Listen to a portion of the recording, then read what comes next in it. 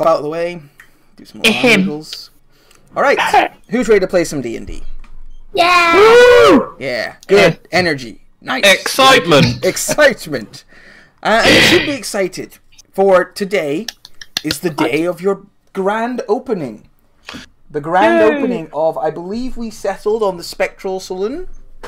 Or were we still kicking ideas around? Because now you've had to order a plan. Hey!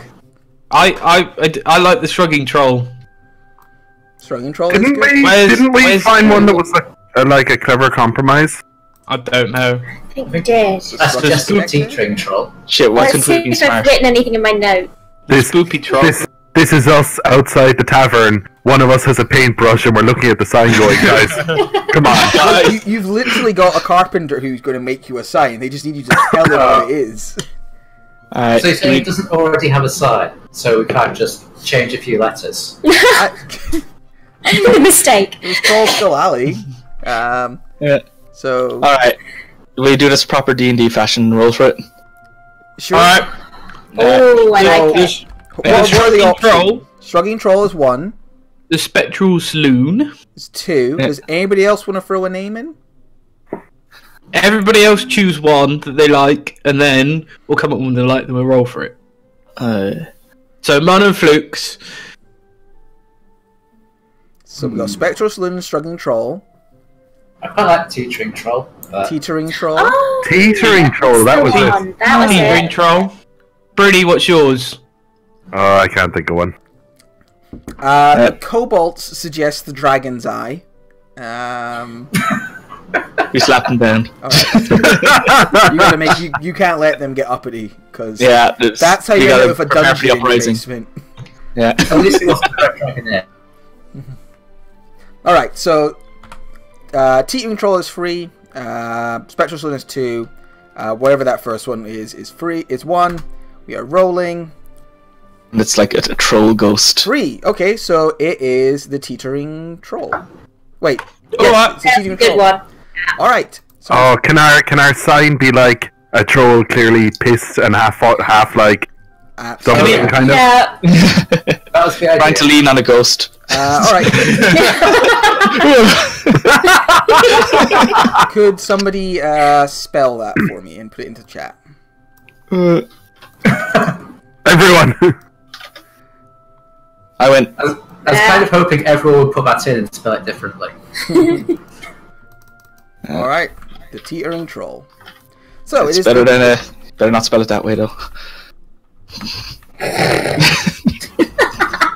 That's right, just fuck with your dyslexic GM. Just make life difficult for you. I just say if it is spelled like that, it means something very different. Is it double T, E, or EA? It's double E. It's the first one. The first one I touched. Okay. The second one's me. Fucking... Teeth is a slightly more risky choice. That Teach was as the if we're- original one, and then the guard came round and were like, no, you can't have that. He spelled it wrong, get in There's trouble. a gentleman's club with the same name, and there's some copyright issues. Alright, could I get... everyone gets a long rest since their dragon excursion and adventure. And the next day flies by with excitement and preparation for your grand opening / the birthday party of the young noblewoman. What was her fucking name again? Esvel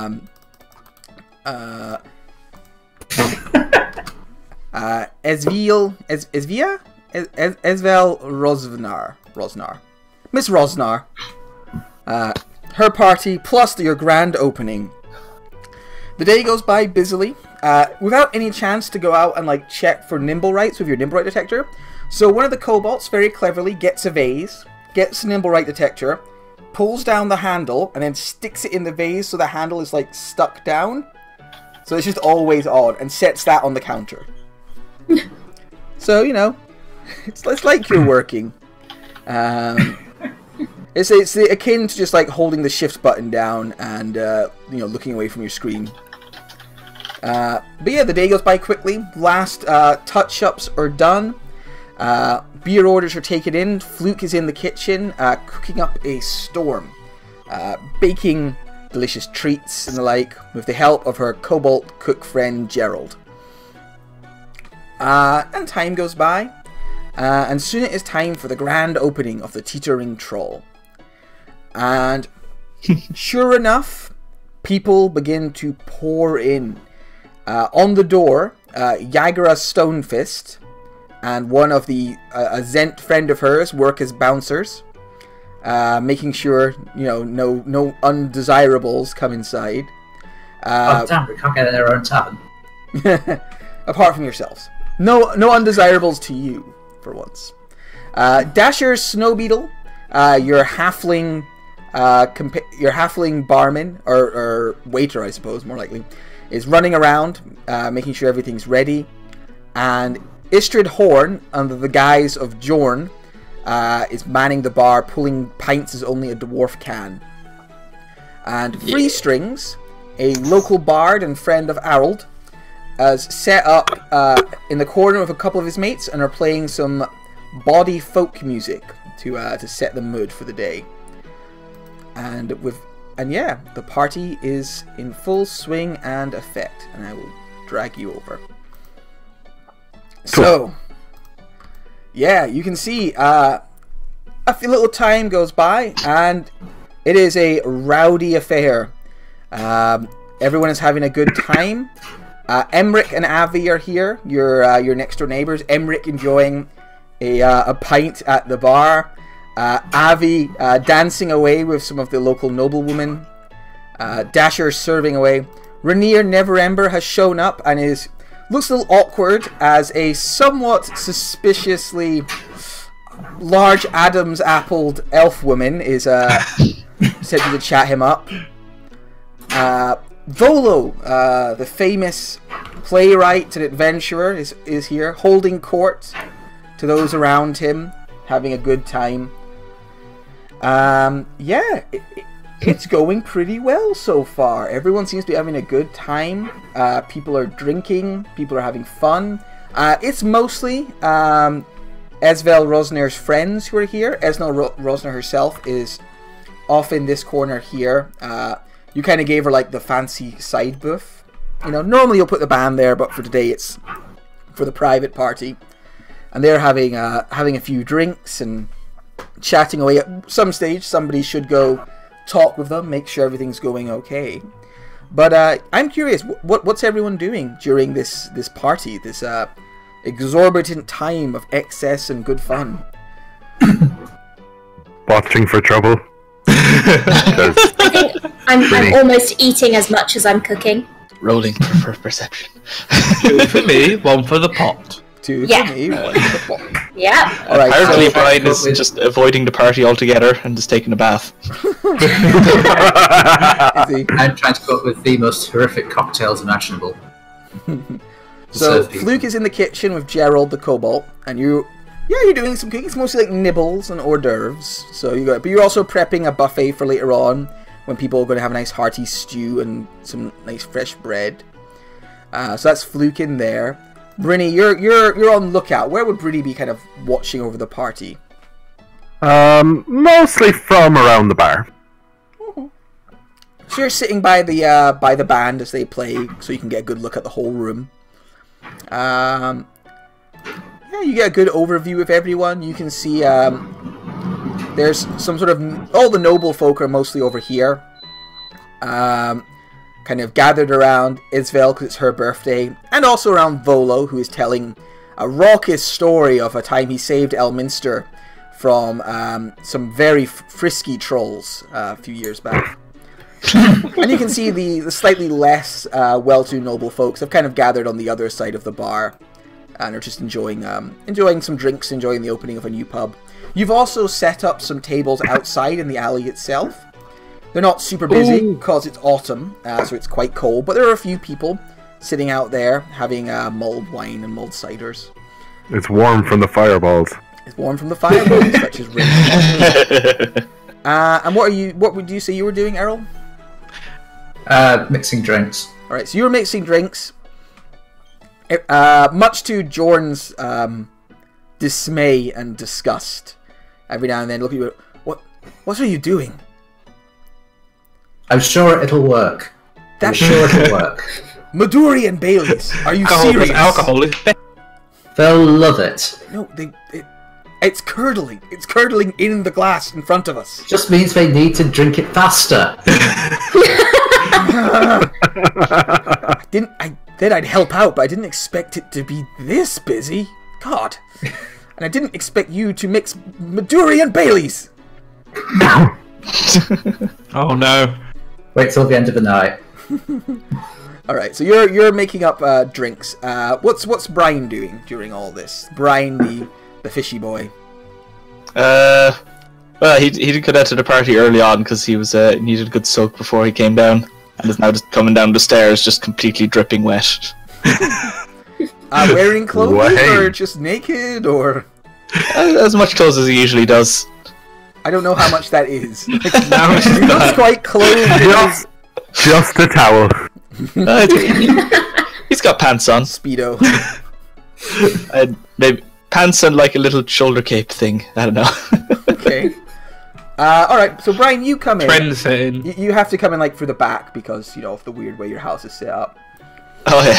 And when you come in, you hear a woo! And this woman runs over here and goes, "Oh my god, you must be the dancer! Come here!" Yeah. And she grabs your arm and begins to escort you deeper into the room. Wait, what?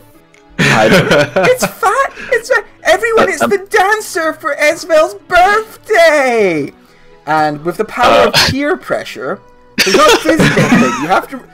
It's peer pressure. She is going to try and like push you into the middle of this circle, like, and begins to go, everyone, woo! And they all begin to dance, all begin to clap and like go woo!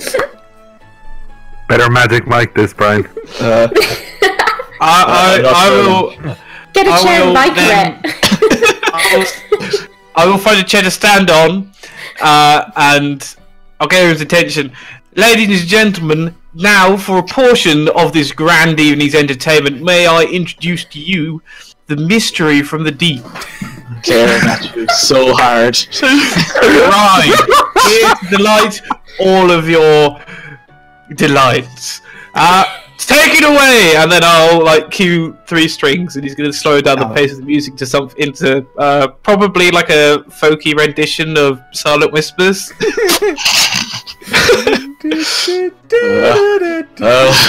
I'll put up my loot. I'll join in. So you're surrounding people. They're all like going, "Yay, woo!" You know.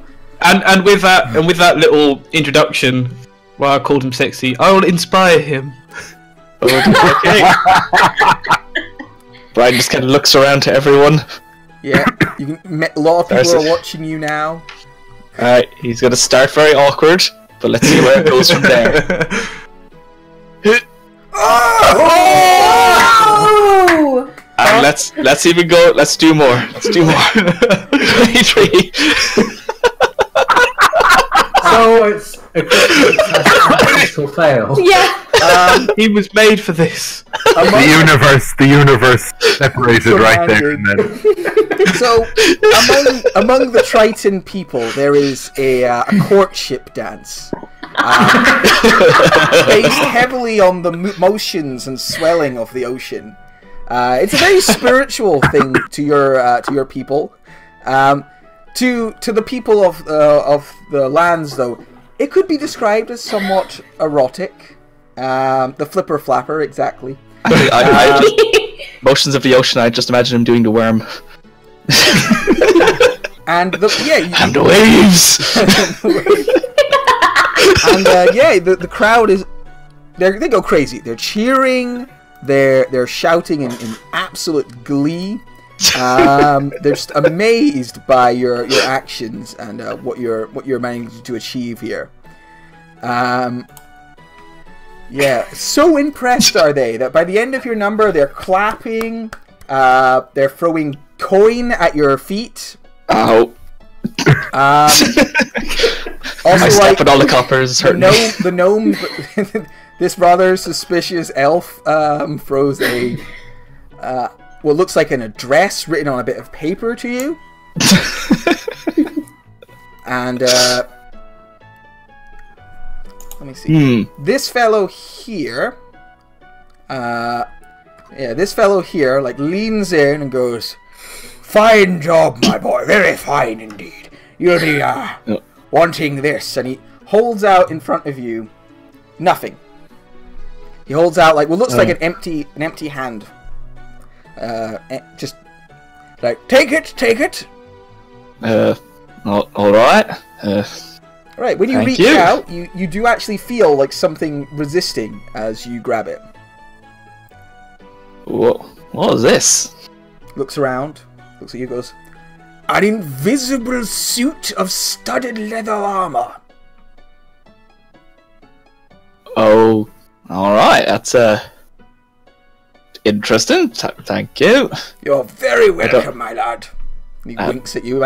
"Might give you a bit of protection from the grabby hands some days, if you know what I mean." I checked for its codpiece. Is it extra reinforced? It is studded. Your pleasure. Studded for a stud.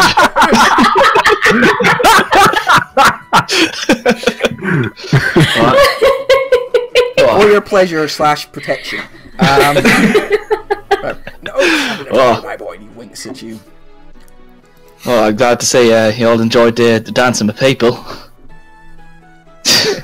We did. It's a very sacred thing to us. You know, it's meant to honor the dead, and when you do it, when you think of all I'll say parents, I had a spiritual experience during it. I'm glad to hear you enjoyed it. You may retreat now.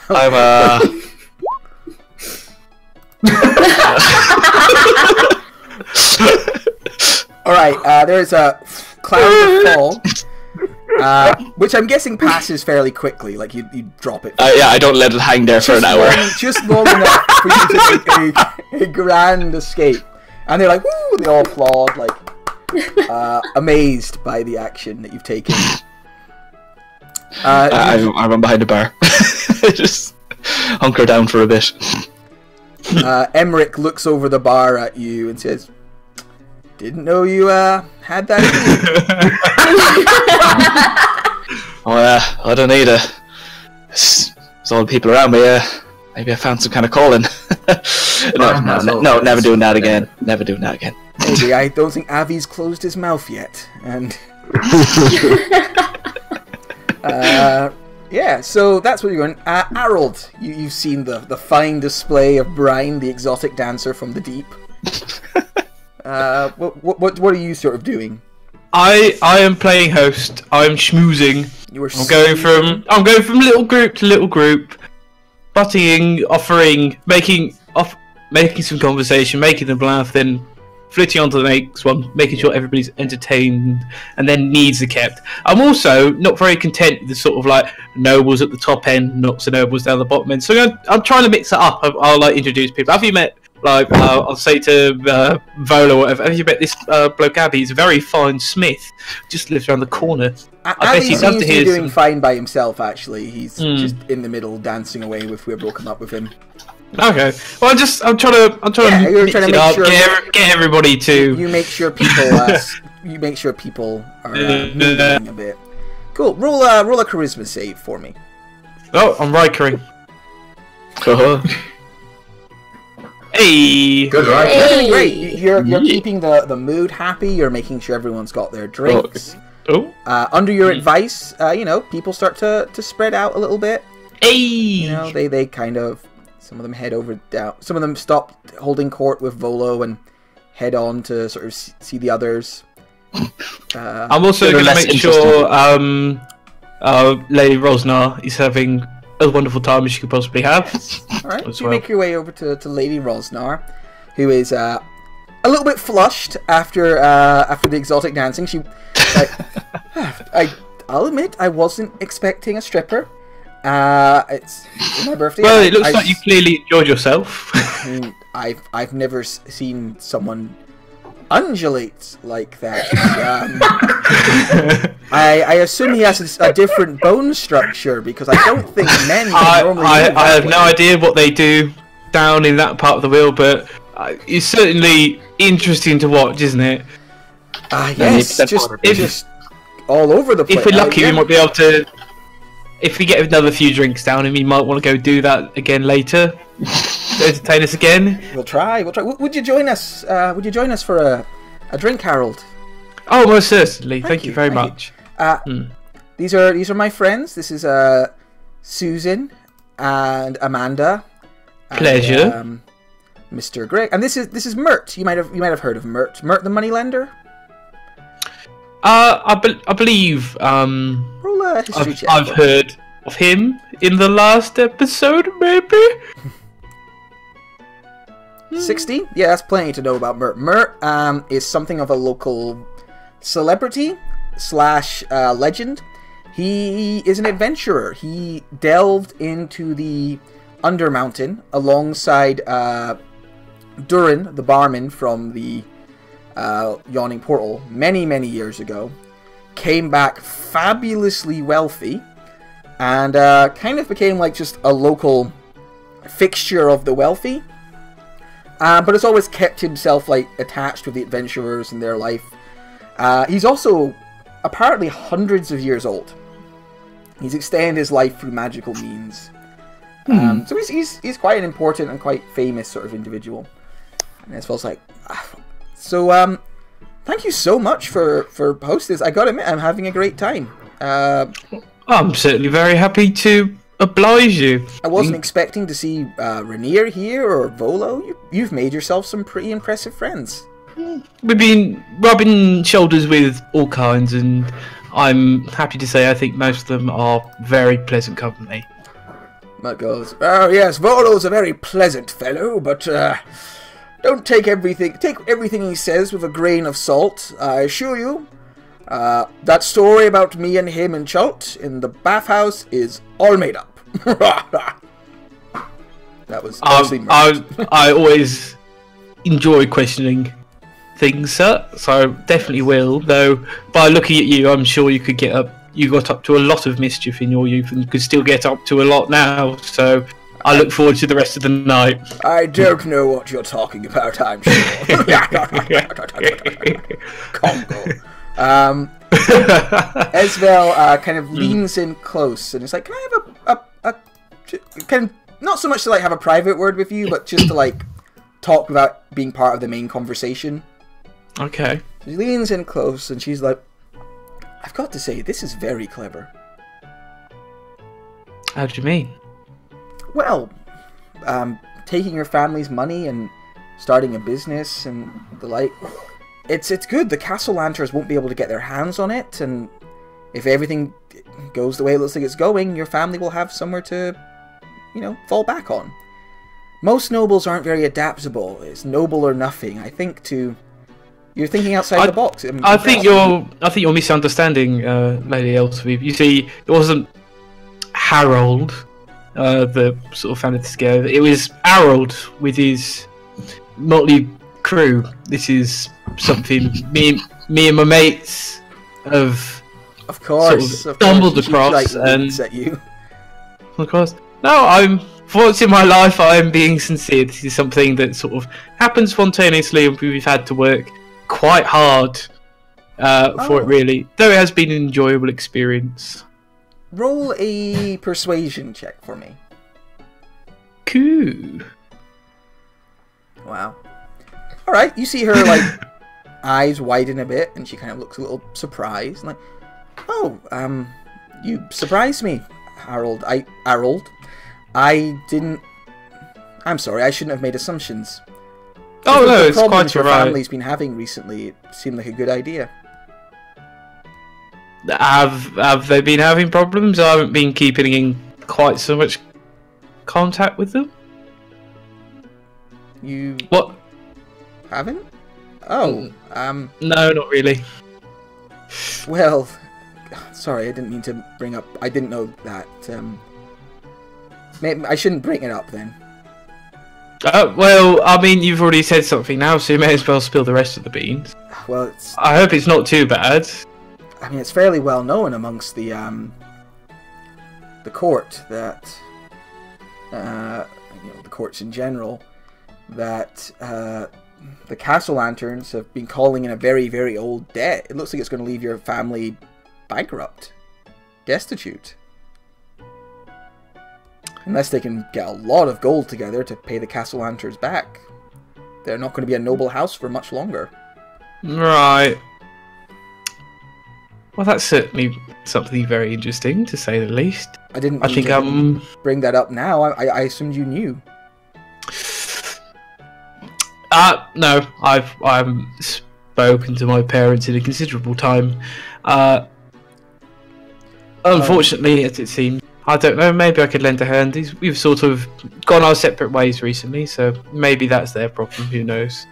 Yeah, I'm probably due to give them a visit, so I think I should now. Well, thank you for bringing that to my attention. Yeah, sorry it wasn't better news. The castle lanterns just, from what I understand, there's not been so much bragging about it, but it's been kind of an open secret. They found some sort of old debt that your family owed them from generations ago, and the interest is staggering. Thousands of gold. Oh, I do love bureaucracy. Oh, on the brighter side, it's nowhere near the amount of shit the Greyhounds have been going through recently. The horrible lot, so there we go. Oh god, yes, all their staff being murdered. That was terrible. And apparently, nasty business. Lady Growlhun's been... Apparently a lot of her gold was stolen that day as well. Terrible shame. Oh well, sorry to... I'm getting the feeling you're not really interested in court business anymore, so why don't you drink one of these strange Maduri Bailey shots, and... Oh yes, cheers. To good health, and to many more happy returns on your behalf. Cheers. Making lives outside of our families. She Indeed. clinks her glass with yours and takes a next a drink. Ooh. Oh, those two things do not mix. What is he doing? What is Earl? I've never really had to chew a drink before. That's quite interesting. Well, he's moved on to plum wine and sake. About 50-50. Okay. Interesting. So, Earl, you're the one who notices coming through the door are two new guests to add to this very busy room. You see, dressed in a very fabulous sort of silk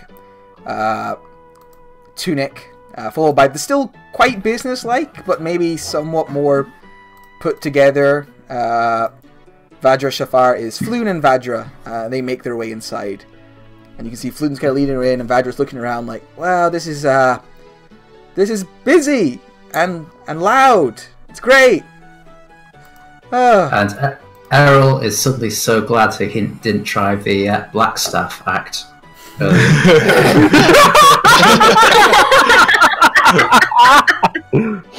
If it hadn't come up, that was my thought for the evening. Yes, the Blackstaff is a drow, that's why it's called the Blackstaff. My staff's not black, I'm just black. What? Oh, hey there! Oh, hello! 3 drinks. Oh, wow! Get that started. What is... Floon, like, takes a drink and looks just like, oh, that's, interesting. They both drink them. Vajra kind of pulls her face, like, oh, that reminds me of a potion. Good or bad? Giant strength. So good. Normally for flavour, it contains toenails, but pretty nice. Puts hair on your chest. How are you doing, Emmerich? Or Earl, sorry. She's met you before. You were with the first mission. Yeah. Oh, great. I wasn't expecting you, actually. I had no idea you'd be coming. Your friends talked the party up to me when they visited before you all went and dealt with that dragon for us. Thank you for that. Oh, it's just a pansy. It's fine. I've done better things with lightning than that. Well, here's some more. She looks skeptical at you. Like, sure. He didn't say intentionally. No, I certainly didn't. They head over and join the rest of you drinking at the bar. Hey, Bashra. Oh, thanks. Brian, why are you mostly naked? Don't ask. Any update on the situation with our friend Aniaba? Yes, I've managed to find a bit of gold to put aside towards dropping him. It's turning out to be surprisingly difficult to convince the city to just drop gold into the bay every month. Well, if they want, I could deliver it. I'm probably planning on going down there sometime. Excellent. Instead, I'll have to convince them to give large sums of gold to a... Well, she thinks about it and goes, you have done some work for the Lord's Alliance recently, I understand. Your name is actually worth something. So... I'm not used to that. I imagine they give large sums of gold to venturers all the time. They do, actually. But normally when they expect them to die. True. That's a good idea, Brian. I'll run that by them and see about... Don't suppose you passed on anyone on the way here, did you? There's no tieflings hanging around outside? Tieflings hanging around outside? No. Just curious. No, don't worry about it. But it's still early. More people, might still show up. Yeah, no worries. Alright, what you want?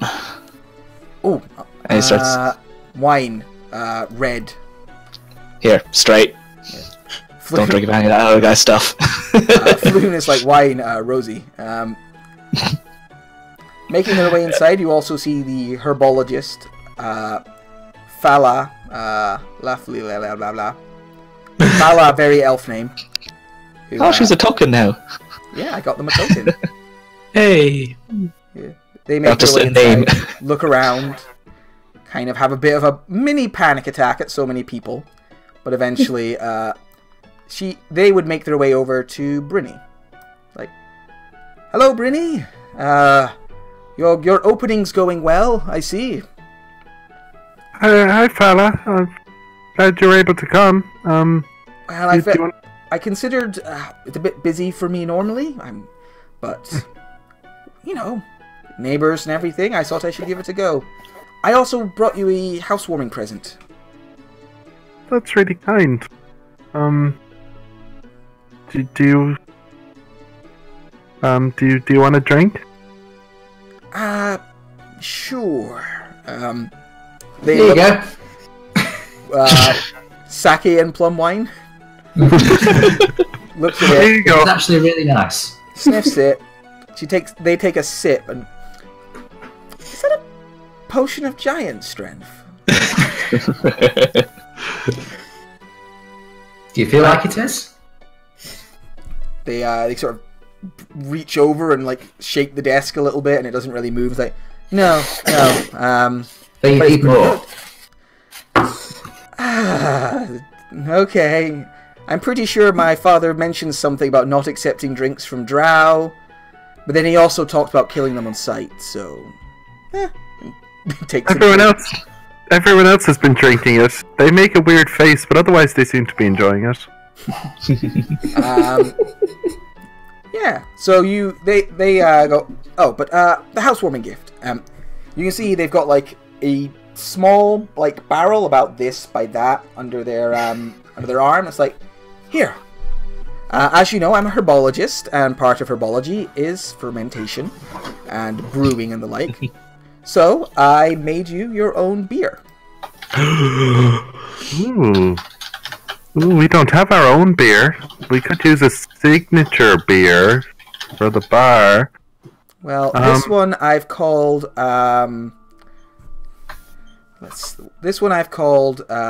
Troll Blood, since it's the alley and everything. I also made it with a very slight amount of troll blood. Arrow, do you want to try this and see how good it is? Yeah, sure. I'll download it. All right. That was my charisma showing there. It tastes like a good microbrew. Like it's like something. It ain't something you get in Weatherspoons. It's from a nice actual microbrew. It tastes pretty darn good. This is the good stuff. Yeah. Well, thank you. Since you're opening a bar, I thought it would be, a nice opener for you. If you want to supply us with any more, we're happy to pay for it. Well, I'll consider that. I don't want to get on the bad side of the Guild of Brewers, so I'll have to chat with them first, but yeah, we'll see about it. They kind of move back and get comfortable and sort of do that slightly antisocial person thing of like, I'm mostly paying attention to the band and the music until I get up enough nerve to go talk to other people. Cool. Who would be kind of keeping an eye on the outside, the kind of like tables you've got outside? I imagine I'll go out and I'll say hello to a few of them as I'm going through. Alright. When you kind of pop your head out and check on it, you can see there is a man dressed in sort of brownie colours, who is in the middle. As you're going to look out, he's kind of talked to a couple of people who are sitting on the tables and is gesturing towards the open doors of the building across from you. And they're getting up and moving towards that building.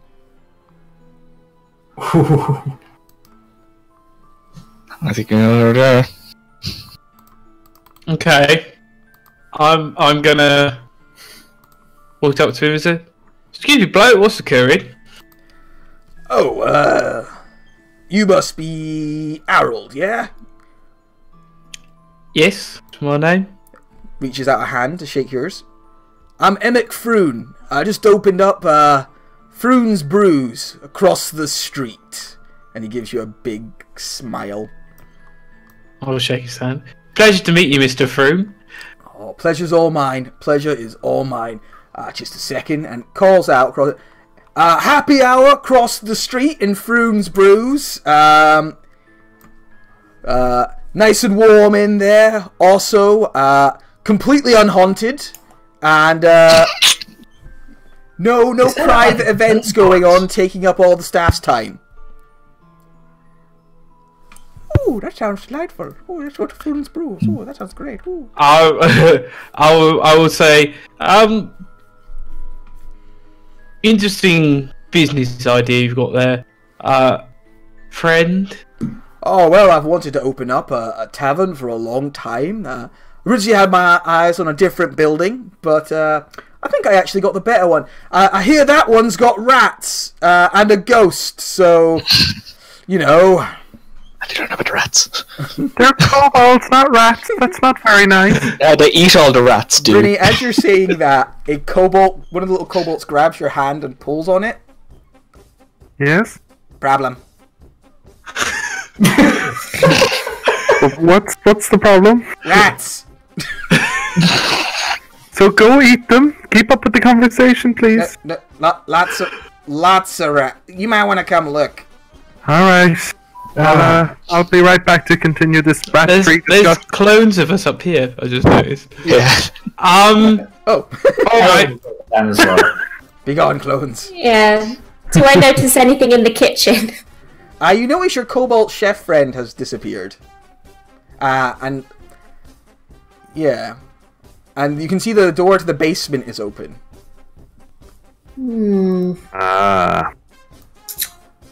Okay, take this opportunity to sneak a load of chili into some of the I'm going to try passing around to people I don't like later. And then go and check it out. There's a problem. My first response is to poison the guests. Oh no! So you have a look in the wine cellar, Brynny and Fluke. All the kobolds are in the wine cellar now. They've all left because they were getting drinks, collecting glasses, doing all those kind of jobs in their little waiter suits. They're all down in the cellar and they're chasing rats around. It's like, and there's a lot of them. They're coming out of the walls. You can see there are several holes like in the lower parts of the walls and in the back. The kobolds have like pulled some stuff aside so you can see them better. And they're just like running around, like grabbing rats in their mouth and like being like little terrors and like whipping them around. And then they're jumping at another rat and it's like, boss, there are a lot of rats down here. Oh shit, that one's a dire rat, and they pull a knife and they all jump on this rat and have to stab it to death as a group. Good old tactics. Hang on, I have an maybe the herbologist could give us something to drive them away. Maybe, because we gotta stay down here until this gets fixed, because there's a lot of rats. Yeah. I might be able to help with that. From above, you can hear people shouting for drinks and for service. Ah, shit! We're not there to look after the guests! Get the quiet down! If the kobolds will step out of the way, I will fumigate. I'll go upstairs and help with all those drinks. Okay. The kobolds scatter, like looking nervous. Upstairs, you can see the bar is actually getting quite busy. Estrid / yeah, I mean, you just blast it with fire and you kill the rats that are in the room, and then more come through the holes. And then more just begin to pour and fill. They're coming in like a steady stream. That's why the kobolds are having to work like consistently. Dude, Tides of Chaos something before you do that. Aaron's going to come in at this point. If the fireball happens with those people directly above me. This would change the entire campaign. So, Harold, as you look inside, you see Fluke kind of scampers out of the basement hatch. And then, like, a gout of smoke, poof, comes out of the basement hatch. And, like... Oh, pardon me! Oh, don't worry, everybody. That's just preparation for later entertainment tonight. It's sure to be very spectacular. I will hop the bar. What the fuck's going on? We've got, like, shitloads of rats coming out of the walls. Oh, shit. What? I don't know. Someone's trying to fuck us, Fluke. There's a bloke who set up shop next to us. I bet it's him. Oh, who? As you do that, you can hear from across the road, happy hour continues. Good ale. But, reduced prices. For anyone who doesn't like rats, come on over. Emmerich is standing outside your building, shouting at the windows. I was like a fucking 9th level druid or somebody who's upcasting conjure rats or some shit like that. I'll hop over the bar and hey Yagra. Aye. Fancy doing me a favour? She looks you up and down and smiles a little bit. Maybe later. Brian's been dragging his heels, so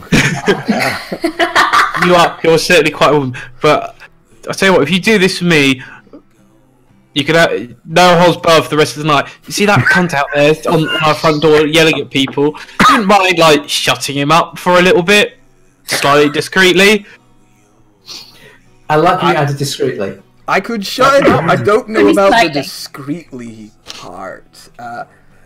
Behind you, it's getting quite bustling with people wanting more drinks. Who's trying to help out with the crowd and the drinks, get them served in good? I'll help out. Brian, you're just helping out Jorn, who you can see is getting a little overwhelmed. She's snapping at customers now. They're not particularly happy.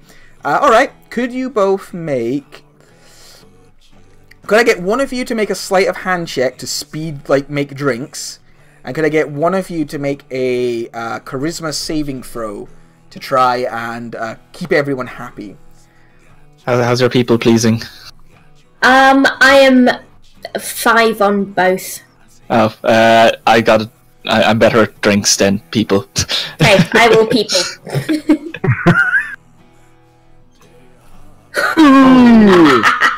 Brian, you're surprisingly good at this. You've actually you're doing a bit of a cocktail throwing in the air. Your shirts came off again somehow. Helping out a bit. Avi's hanging around you a little bit much, which is getting a few side eyes from Emmerich. But yeah, you're doing all right. So people are getting their drinks fast, but there's the night is still turning a bit. People are getting why are we having to queue? Why are there drinks on the tables? It's getting a little overwhelming. Back at the front door, Yagra is yeah, I mean I can get rid of him, but I'm not good at discreet. Would you like me to go and hit him with my mace? I'm gonna rush upstairs. Okay. The second floor window. What the fuck is that? the second floor window, and then I'm gonna sort of like peer out just so I can see him. Yep. You see him standing out there, saying, "Unhaunted building. Your soul is safe within." Using my activate, I'm gonna like change the tone of my voice a bit, and I'm going to shout down at him. Let me think.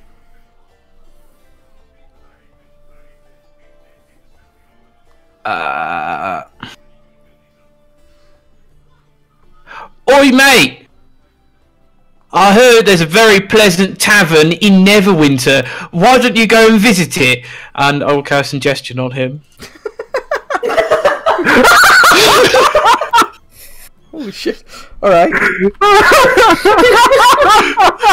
Okay. I'm just gonna go 17. open the... Oh! Okay. So, while you're up there shouting down at Emmerich, who shouts back at you...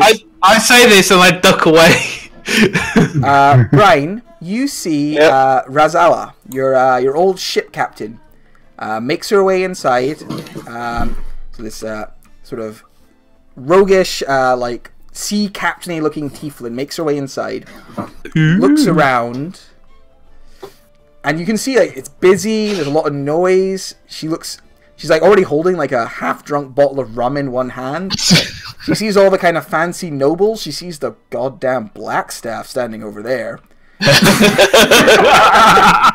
You see her begin to like think otherwise and like back out of the room. Hey! I wave from behind the bar. She can't hear you because you're so damn short.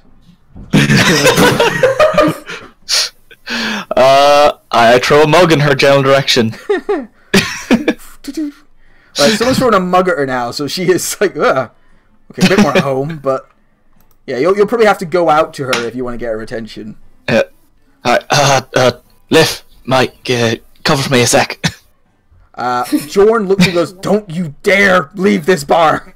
It's alright, Liv's got me covered. No, Liv. don't, Liv. no, Brian. What, you can do it. What, do you need to get someone's attention? Erlen, downstairs, how are you helping deal with the rat problem as they just keep pouring in through these little holes? The kobolds are like doing their best, but there's a lot of rats. Mostly I'm trying to cover the holes up and acid splash anything Anything to that try and keep the numbers down. Alright, so you want to actually like work on like covering these holes up. Could you make maybe like a crafting tools roll or something? So just do a dexterity check for me. Okay. 14. All right. Yeah, you're managing to clog off these holes and stop the rats from coming through. They're starting to slow down a little bit. You think a little more time, there won't be any more rats coming up. Okay. Do I think the kobolds could handle it from here? Probably. If you just left them to it, they could handle. They could keep at. Yeah, they could just keep at it. Okay. In which case, I'll head back to the bar. All right. So you just skedaddle up to the bar. I have an idea. Okay. Oh, sorry. Brynny's not done anything for a little while. Brynny, what would you be up to? Oh no, my plan would be to basically grab Fala, drag her outside to where there's no one else in a sort of a quick, need to talk to you, private matter, come round corner please. Okay. And ask her if she sells anything in her shop that might repel pests. Okay. They gently correct you to they. Over Sorry. And repel pests. Yeah. I have several strong smelling roots that repel pests. How strong smelling? And how quick does it work? Pretty quickly. I'm going to give you a hypothetical situation. If somebody tipped a metric fuck ton of rats into the basement to ruin tonight, what could you give me that I would be willing to pay plenty of money for to prevent this from happening? Oh, yeah. I got just the thing. Well, I mean, it would smell, but only in a small area. Basilisk piss, rats hate it. They would not go into a place with basilisk piss in it. How much? Oh, don't worry about it. We're neighbors. I'll look at the money tomorrow, but I'll keep it fair. Yep, we'll be pretty reasonable if this active sabotage didn't work. Alright, I'll go get it. And they begin to move towards their shop. I'll help, and I follow. Alright. As you are following, roll a perception check for me. attracts basilisks. Oh no, I can roll a perception check is one of those lines. Alright, Brian. So you and Rosala kind of move aside a bit. Yeah. She's like, I wasn't expecting it to be so upscale. You've moved up in the world, Brian. Despite everything. I'm proud of you. As Brian approaches, he first. Oh yeah!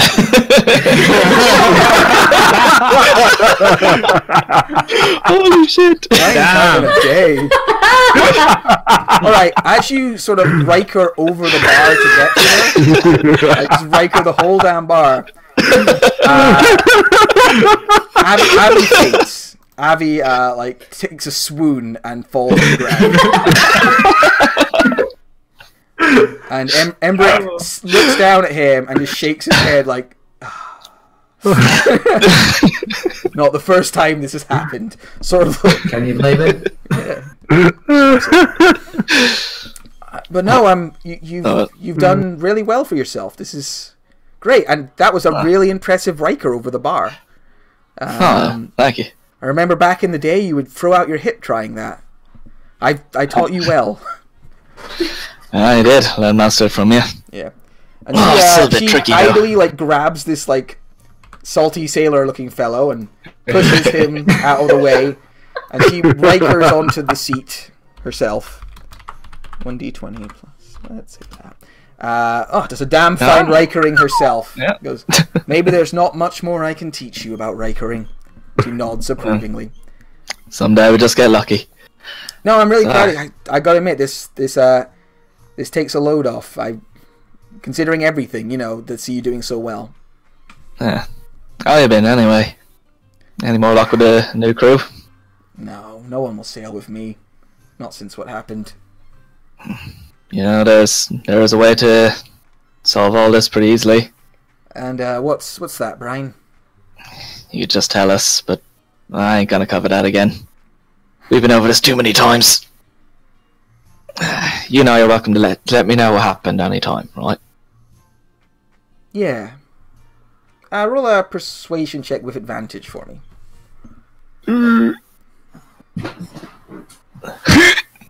15. She nods and goes, you know what, it's been a while. I think it's time I let you know what really happened. Really? The money we should have made. I was embarrassed, but that's not fixing anything, me being embarrassed, and I can see you're doing well for yourself, and I don't know, that gives me a bit of peace. So while this is happening, Harold, you're up on the second floor still, on the balcony. Where's your token, Harold? There it is. Yeah. So you're up on the balcony up here. Yeah. So you tried to suggest this guy go off to Neverwinter, but his mind is like a fortress. Okay, I've a question for you. Yeah. How much influence with the Little Alliance would it take to get someone arrested?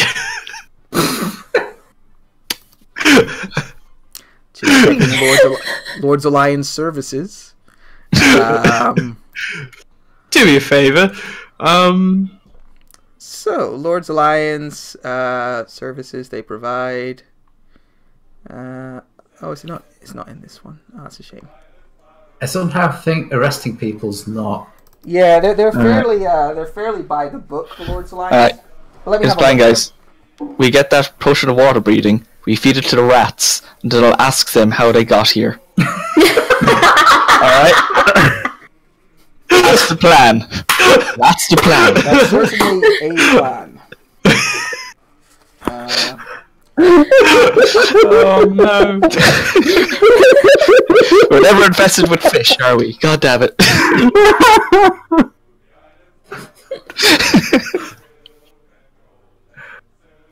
Damn plan. That was just... All right. You do know you couldn't really get the car. Well, roll an intelligence check for me. Oh no! Because there's a little something I can give you here, but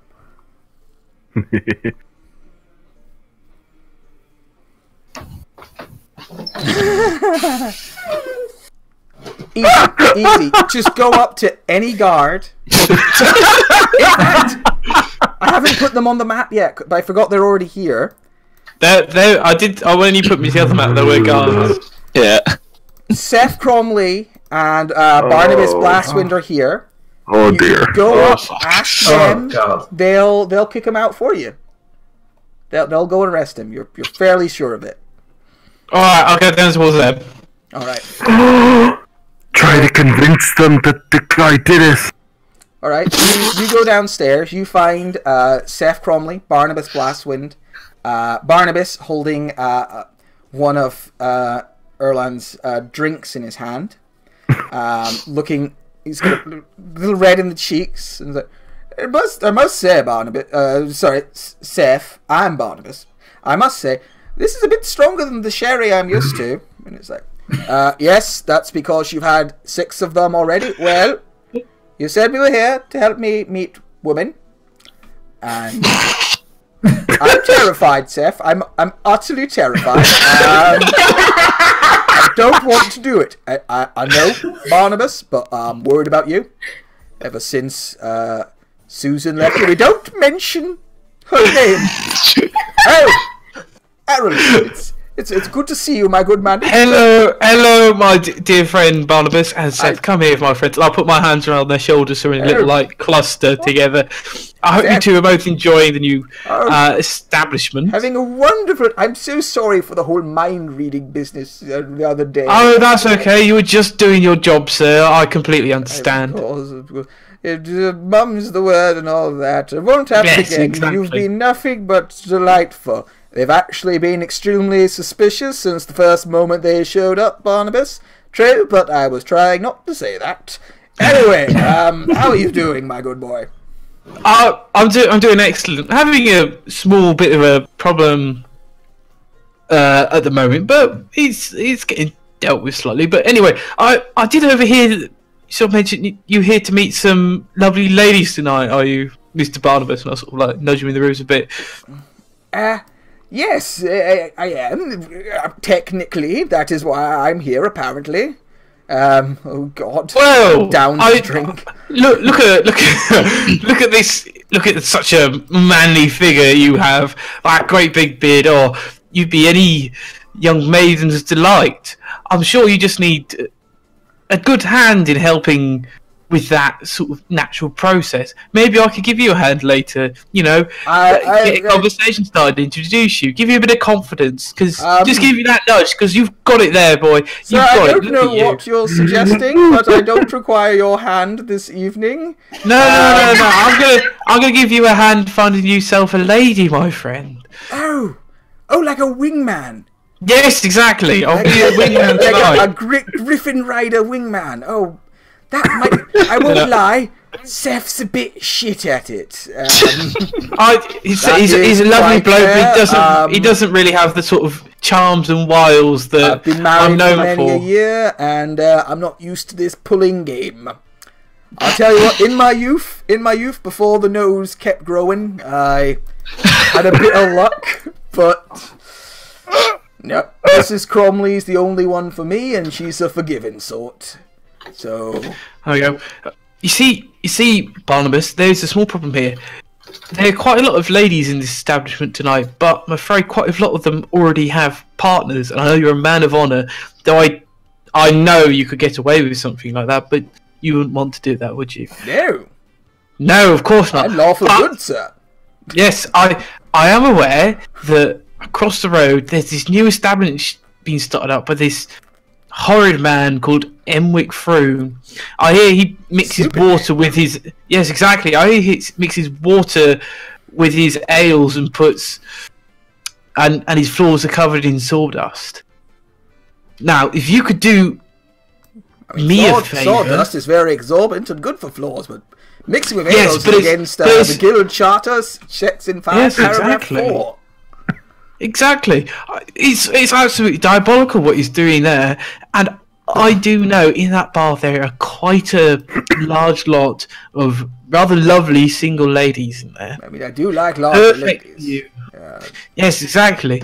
So if you were to help me, maybe try and convince some of the people next door to come to our tavern rather than being in the tavern they're in at the moment, you'd be in within a bloody good chance of not going home lonely tonight, if you know what I mean. I mean, I'm never lonely. I've always got Seth here with me. Good man, but just roll a deception check for me. You would have advantage because he is a little drunk, but Seth is keeping an eye out for his buddy, so it's just straight roll. Okay. Alright, 16. Kind of gives you a look like, I think you might be trying to take advantage of my inebriated condition, sir. What's the weird what to do here? Sorry, catch that. I think you're trying to take advantage of my inebriated condition here, sir. Redealing me porky pies and the like. I'm very insightful. I'm just trying to help you out, mate. Is all I can really do. I won't lie to you. This guy next to me has been a right bother. I think he's quite breaking a few laws. Anyway, he's been outside on our doorstep, on our property, yelling lies about this tavern. Look, he's out the fucking window. Free The wine! horrible Bring bastard. comes in the next 5 minutes! I'm sure that's breaking some laws in the innkeepers' guilds. Look at him. He is If you being could- if you could- something of a prick, isn't he? Yes, he is. If you can help me, I can surely help you, my dear friend. Roll a persuasion check for me.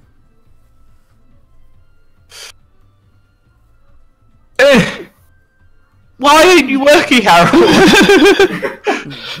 I've taken all of your luck. I don't know. I don't. And Seth steps forwards and goes, excuse me. I know I'm not the fancy investigator we sought here.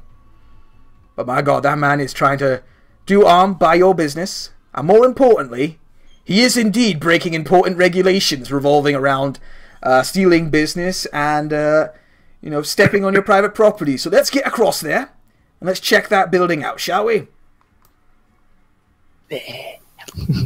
Alright, do you guys Excellent. start heading... So they head outside, like Emmerich's standing outside going, I'm pretty I'm sure gonna- I can smell the hello. I'm gonna alright, good luck with you lot. Thank you very much for the help.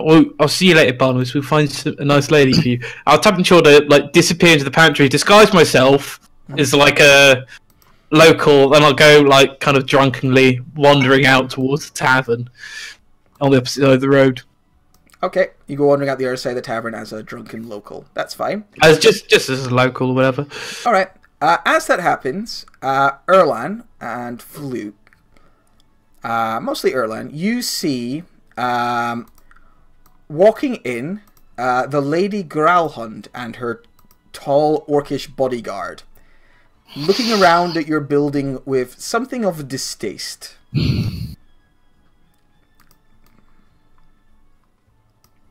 I was going to greet them, but... Well, shit. Jorn looks at you as she is desperately pulling pints and trying to do as much as she can, and is like, "Don't you dare! Don't you dare!" Yeah, I'll help her with that. That's more important than greeting those pricks. Okay, they make their way deeper into the room. Flute, do you do anything? I mean, I could take them a sausage roll with extra chili. Yeah, I'm gonna do that. I'm gonna go over, Okay, walk around with my plate of canapes. Anyone else who grabs one, try and turn it so they take a good one. Of course. So you make your way over, and this big sort of half-orc looks at you, nods. He's very well dressed, like, "Hello, my lady.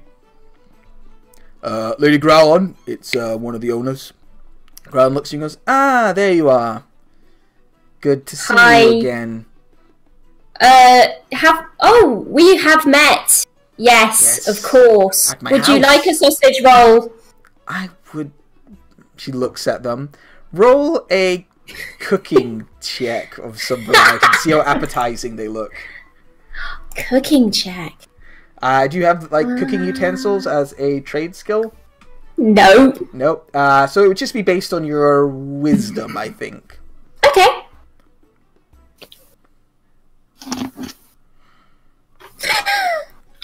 She eyes them for a second. Most people say, "I'm quite all right, thank you." I thought they looked delectable. You vegan? No. Oh, I thought all you fancy people was. No. What? I'm not accustomed to so much pastry. Oh, well, I'm sorry I'm so common with my pastry. Can I help you with anything? Oh no, we just wanted to see your grand opening. Well done on opening up so quickly and getting the money together. Yeah, we watched a lot of people shovel a lot of poo. It was really tough. No, I mean, your windfall is quite impressive, I must say. Especially so soon after the events at my home. When a bag of gold went missing from my home. She smiles at you, like, icily. Nah, I don't remember that. Oh, don't you? No. Wow, I mean, maybe the Zentarum took it. Yeah, well, we had That's this what the place up guards- and running before we went to, save your life. I don't think you did. I saw the works only started recently. I had some people look into it. Oh. No, we definitely started before then. Of course you did. He smiles a little bit. Well, I'm glad that you've done so well in getting your place together after all your help. Yes. She's just giving you like this icy stare of like, Yeah. Well. Yeah. yeah. While that's going on, Brynny, a little while ago when I asked you to roll that perception check, you swear, just for an instant, you caught sight of somebody moving by one of the upstairs windows. In our place? In your place, yeah. Oh, okay. I say to Fala, if you could take care of that roost, I have to do something. And with all speed I can, I'm going to go around to... I think it's just above the kitchen is the balcony to Fluke's room. Balcony to Fluke's room. Yes, I believe it Oh, yeah, is. sure. Yeah. Just above the kitchen. With all speed I can muster, I'm going to go up the outside wall and rush into the building through Fluke's room if I can. Okay. Or if there's a closer entrance to where I think I saw the person. That would be the closest entrance, would be that one there. Could somebody roll a d5 for me? Oh, I literally have a macro for that. Okay, so... 4. It's for if I need to decide between all of us. Ah. That's actually why I'm doing the same thing. Oops, I stab Errol on the way up the wall. Your bedroom is the one with the spare room attached. This one here, yeah? Yeah. Okay. Whereabouts in your room would you stash your coin?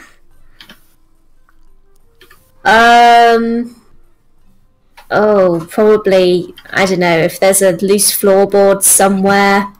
Okay. Maybe there, or under the mattress. Or something. Nothing particularly inspired. Nothing too inspired. Okay. Just roll a stealth check for me with disadvantage, because, you're not particularly inspired with it. Okay. 11. Cool. Right. Just rolling a check for no apparent reason. Okay. Oof, didn't do really good. Right. So, Brynny, when you get upstairs and you kind of poke your head into the... well, you'd go... Fluke's room is this room here, yeah? Or is it the spare room? It's... Yeah, I think it's just the bedroom. Okay, so this is just a spare room. No one stays in that one. No. All right. Maybe I'd dwarf. Which one? This one here. Okay, yeah, I don't think so. There's one that's going to be Brynny's, but Brynny before the library. Yeah. Okay. I just noticed my hot tub, my giant watery hot tub, is right next to the library. It's conservative. Also, why is my bathtub made of teddy bears? It's made of teddy bears? Go look at the hot tub and zoom in, and it seems to be constructed of teddy bears. Oh, yeah. Because it is. Okay. Roll a perception check for me, Brynny. I'm also, now that I'm on the balcony, I would like to be as quiet as I can. Sure. Wow, that is a good perception check. Alright, you hear the sound of somebody moving around in Fluke's room. Very quietly, like they're being as quiet as they can, but you just hear the sound of like a floorboard creak. Okay. I would like to try to stealthily move into the room. Okay, so you'd have to like go through this hallway here, around to here, and then in. I forgot that. Is that okay? Yep, and I'll draw my rapier as well as I... Okay. Roll a stealth check for me. I'm sensibly not... Oh. Ooh. I'm also sensibly not telling my teammates, apparently. Yeah. So as you peek in through the door, you see a woman in a black cloak with purple trimming and a mask on. And sort of fairly, like... You recognize roguish clothing when you see it. Like, she's wearing, the kind of, like, fairly tight-fitting clothing of a rogue, stealth. She's wearing stealth gear from Metal Gear Solid. And as you very quietly open the door, it creaks just a little. And she looks over in your direction. And her eyes open a little wide at the sight of you. Downstairs, Emmerich Froon has been led away by Barnabas and Seth Cromley. And is no longer shouting abuse at your building. Erwan, if we don't get that guy laid tonight, we have done a disservice. I got a great card from this elf lady. Erlan, roll a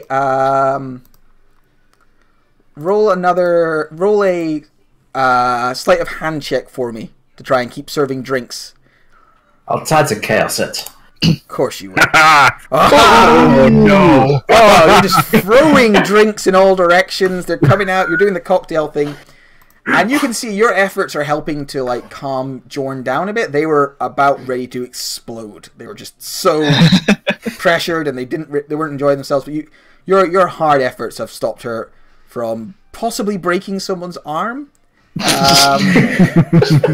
So that's something. Is Liv helping out at all? They're gone. No, Liv. Oh, the ghost. I mean, as much as a ghost can, like, every now and then a glass will sort of slide into your hand to make life easier. But they're not so animated that they can just do everything for you. They provide the help action. Fluke, you're with Yala over here, and she's like standing. You're icy, like staring each other. This bouncer trying to look anywhere but at the like show of like female aggression, and just gonna go. Look, hello, Mert. And while that's happening, Razawa, Brian's like, I mean, it was a big score. It should have set us all up. It'd have given you enough money for your own boat, at least. Maybe, I guess, a tavern if that's what you wanted. Yeah, just kind of fell into this. Yeah, but it didn't go. I was so sure that was it, that we had all made it. I should have checked more carefully. I shouldn't have listened so closely. You got scammed, didn't you? Upstairs, Brittany, what do? This woman has seen you. Her eyes have opened wide. What do you Alright. think? Hand on rapier, I want to look her over. Has she obviously got, like, stuff she has stolen on her? Fluke, would you have anything valuable just out in obvious view? Not really. I think I try and keep most of my gold on me, and nothing else I have is really that valuable. You know, I mean, some of it. I'm gonna roll to see. I'm gonna roll to see if she's gone to another yeah. room beforehand. Let's see if she went somewhere else before this. On a 1, she went somewhere else before this. On a 2, this is her first room. Okay. 1d4. Earl. Where would you hide the gold in your room? Well, just imagine a teenager's bedroom. Okay. I'm imagining a teenager's bedroom. A very messy teenager's bedroom. A very messy It could be teenager's anywhere bedroom. in there. Okay. So you rely on hiding stuff through pure clutter and messiness. Yeah. Chaos!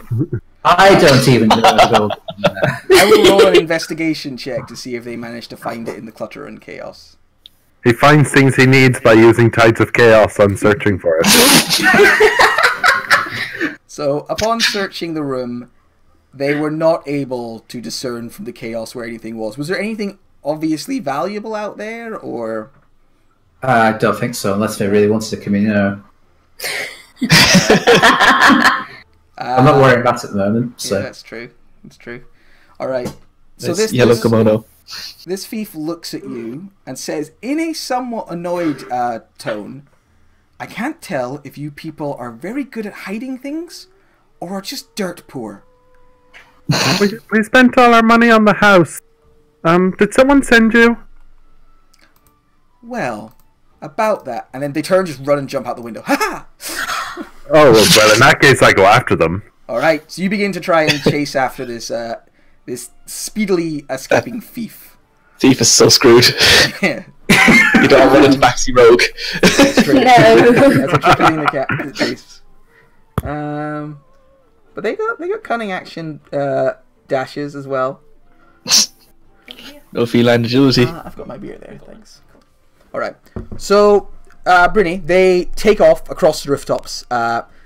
They leap out your window onto the nearest building. They scamper up the cobbles. They run, jump to the next building, doing all these flips and tricks. Could you roll an acrobatics check for me to keep up with them with advantage because of your feline agility? 24. Ooh, value advantage. Yeah, they get... Oof. Alright, so even if you hadn't got that one, like, she's quick and she's fast. And she leaps from building to building with the greatest of ease. But it's autumn. It's rainy and wet and slippery. She hits a kind of a bad patch of roof and slips. There's a Wilhelm scream. And she plummets to the ground, landing in an alleyway a few blocks away from the house. A loud thud and like the sound of wind being knocked out of her. Okay. Am I likely to have my kit on me? Realistically? What kit would that be? Like a burglar's pack. I don't know if you have your burglar's pack for a party. Because that would involve you like, having your backpack on you during like a social gathering, which, you know, we learn pretty quickly and is not a good idea. Oh, I'm torn. I would like to... She's in an alley, you said, and she's winded. Yeah, she's like fallen. You can easily catch up with her before she's a chance to like... She'll have pulled herself to her feet, but you'll have caught her, basically. I want to quickly glance around and see if there's anything I could use. If there's something obvious I could use to tie her up. She's not like incapacitated to the extent that you could tie her up. You just caught up with her. She's not like unconscious or like stunned or anything. Okay, if that case, if she's down, I'll draw my... If she's like down and winded, I'll draw my rapier and attempt to non-lethally knock her out. Alright, so you move up to her now. She stands up as well, kind of, you've caught up with her. Yeah, it wasn't like you get to just go and ha-ha her. You caught up with her. Alright, so you catch up. She stands up, looks at you, as you've got your rapier out, gives just a little smile and goes, "Not bad. Not many can keep up with the Black Viper." When she says that, there is like a musical cue of like, like some ruddy, mysterious music kicks in. He's like, as a high-level wizard, use contingency just to do that. Okay, so while this is happening, Harold, you were outside keeping an eye on things as this peasant. Do you have something particular you wanted to do, or you are muted, my good man? Why am I muted? I was probably eating or something. Is Barnabas taken this bloke away as he investigating his He's taken tavern? him inside and is sort of investigating, giving a spontaneous health inspection to the tavern. Yeah, I'm gonna go in immediately after him, looking like a commoner, and I'm going to spend however amount of time as a commoner saying, "Alright, mate, I heard a rumour that this bloke be mixing water with his ale or something." I'll start that in a little group of people. Move on to the next group of people. I heard he was shagging a goblin. He's got them locked in his basement. Right weird. How do you know about that? I'll go on to the next group of people. I hear all of his stews are made from dog and cats and rats. Pretty horrible, isn't it? That's why he's got these people investigating now. Roll a perception check for me. And all of these things, I'm just going around. And I would say perception. Whisper campaign. This is going to be brilliant. Okay, yeah, you go into the building. I think the camera shot we see Brynny and chasing this shadowy figure across the rooftop, but you're looking completely in the wrong direction. And you head inside. Yeah, roll a deception check for me for your whisper campaign. Alright, cool. Do I get actor? Do I get advantage because I'm using actor and I'm pretending to be if that's what actor Yay! Yeah, when I'm pretending to be someone else. Boop! It doesn't matter. It never matters when you have advantage. Well, when you get a 26, you're glad it doesn't matter. Yeah. You got a 26. And then they go back around and she's like, "If you don't like it here, there's a place across the road. Loads of people there. Great band. Ale's a bit more expensive, but it's not got piss in it. So that's quite nice." All right. I'll go back around and I'll do that. This is going to take a little bit of time. So this is take a little bit of time. So you're in there. We see Brian. You're sitting with Razala. He's like, "Yeah, I got scammed. I got scammed big time, and I'm so sorry. I've been so embarrassed about it, but I should have just told you. But what good is a captain who can't even get paid properly for a job? Let me tell you what happened." As she says that, the nimble right detector that is in a vase with the thing held down starts spinning. Bleep, bleep, bleep, bleep. Wait. Erlin, Fluke, and Brian, you all spot it. Because you're the ones still in the room. Well, I hope you have a nice bunch time. Of glasses in your hands. Razla's there, like, about to spill secrets. Fluke, you're just, like, staring contest. I'm looking for an opportunity to get out of this competition anyway. You guys deal with that. Gotta go. Bye. Oh god, I'm 10 miles away. I really fucked up. Alright, so you go over, the nimble right detector is going beep, beep. It beeps a little faster, and then it starts to beep a little bit slower. Raz, hold that thought. I think something's going on here. You sure? Maybe I should just go, if you're busy. No, I think there's something dangerous about to go down. Beep. Keep safe. I was going to turn around to Blackstaff. Alright.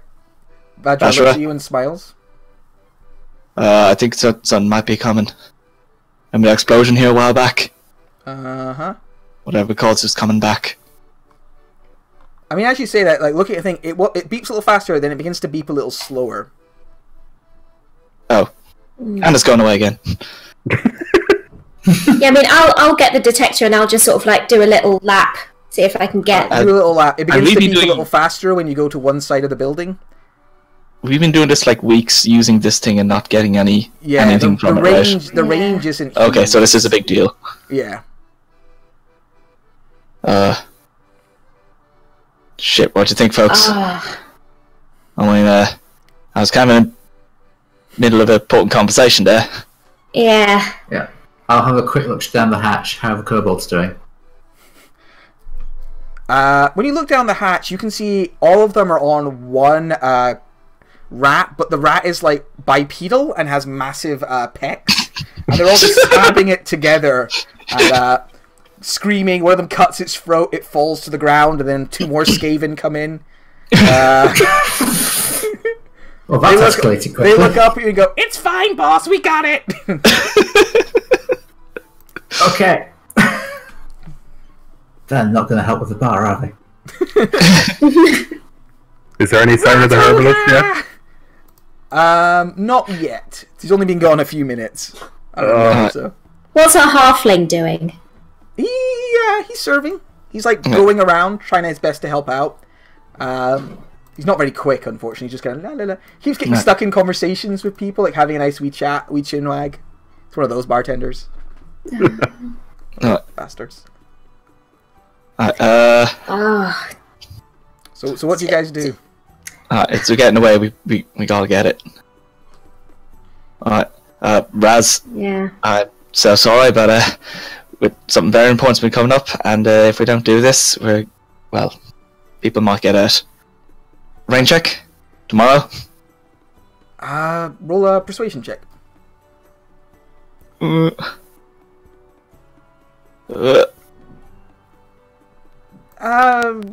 Sure.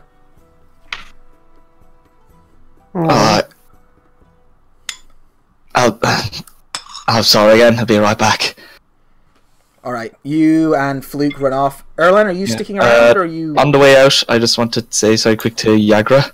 Say, Yagra, place across the way. Owner got arrested. Go in, tell the staff we'll pay him twice the usual rate if they come over here and help out.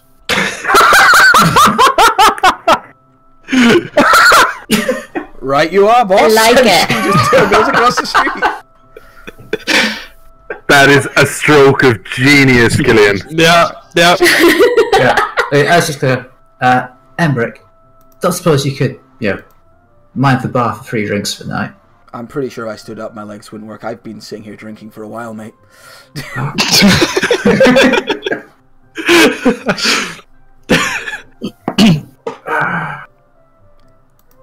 Estrid looks at you like, don't you dare. Don't you fucking dare.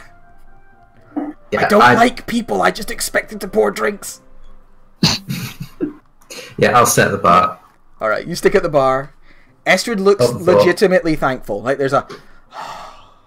Her beard... You notice her like, fake beard has slightly fallen off because she's sweating quite a bit. I'll just put it back on. Alright. She's like, oh. And then, like, wait, no. Gently caress her cheek as I do so. Alright, she remembers you're a drow and she's a dwarf, and, like... Our love cannot be. Brynny, could you roll a history check for me? Dear. You know about the Black Viper. I know about you. She is one of the most famous thieves in the city. She pulls off incredibly, like, daring thief escapades, and then kind of lets it be known that it was her. She steals from nobles a lot, like, and from particularly dangerous nobles quite often. She is something of a Robin Hood character, except for she doesn't really seem to give to the poor. She just steals shit, but does it in a cool way. And she pulls herself to her feet and, like, goes, "Oh no, you've caught me. Whatever will I do?" and draws her rapier. You know, if you just told me you weren't working with someone, I was literally about to say, head away and don't bother coming back, it's not worth it. Well, then I wouldn't have gotten chased, and that's part of the fun. Oh! I don't really understand. The other part, and she jumps forwards with her rapier. Roll initiative for me.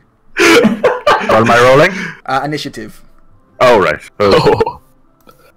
Oh dear, I have... I get to inform my alchemist flashbacks. Sorry, I keep forgetting how to roll initiative in this sheet. All right. She jumps at you, but you react faster than she does. What do you do? Check. Alright. I attempt to stab under her guard. Again, all non-lethally. That would be an 18 for 11. Okay. Are you a swashbuckler? I am not. You're So a there's no master. sneak attack. Okay. All right. I also, after stabbing, I swiftly draw out one of my daggers into my offhand. I don't do anything with it. Okay. So you jump forward, you get her, but you stab, but with uncanny speed, she dodges the worst of the strike. Staggers back a few steps, and it's like, ha! And like, not bad. Then she comes forwards and she strikes you with a rapier. What's your AC? 16. 16. Okay. She leaps forwards, strikes at you once, missing you, strikes at you again, and misses and gets the point of her blade stuck in the door frame that you were kind of taking cover in. Worst rogue ever.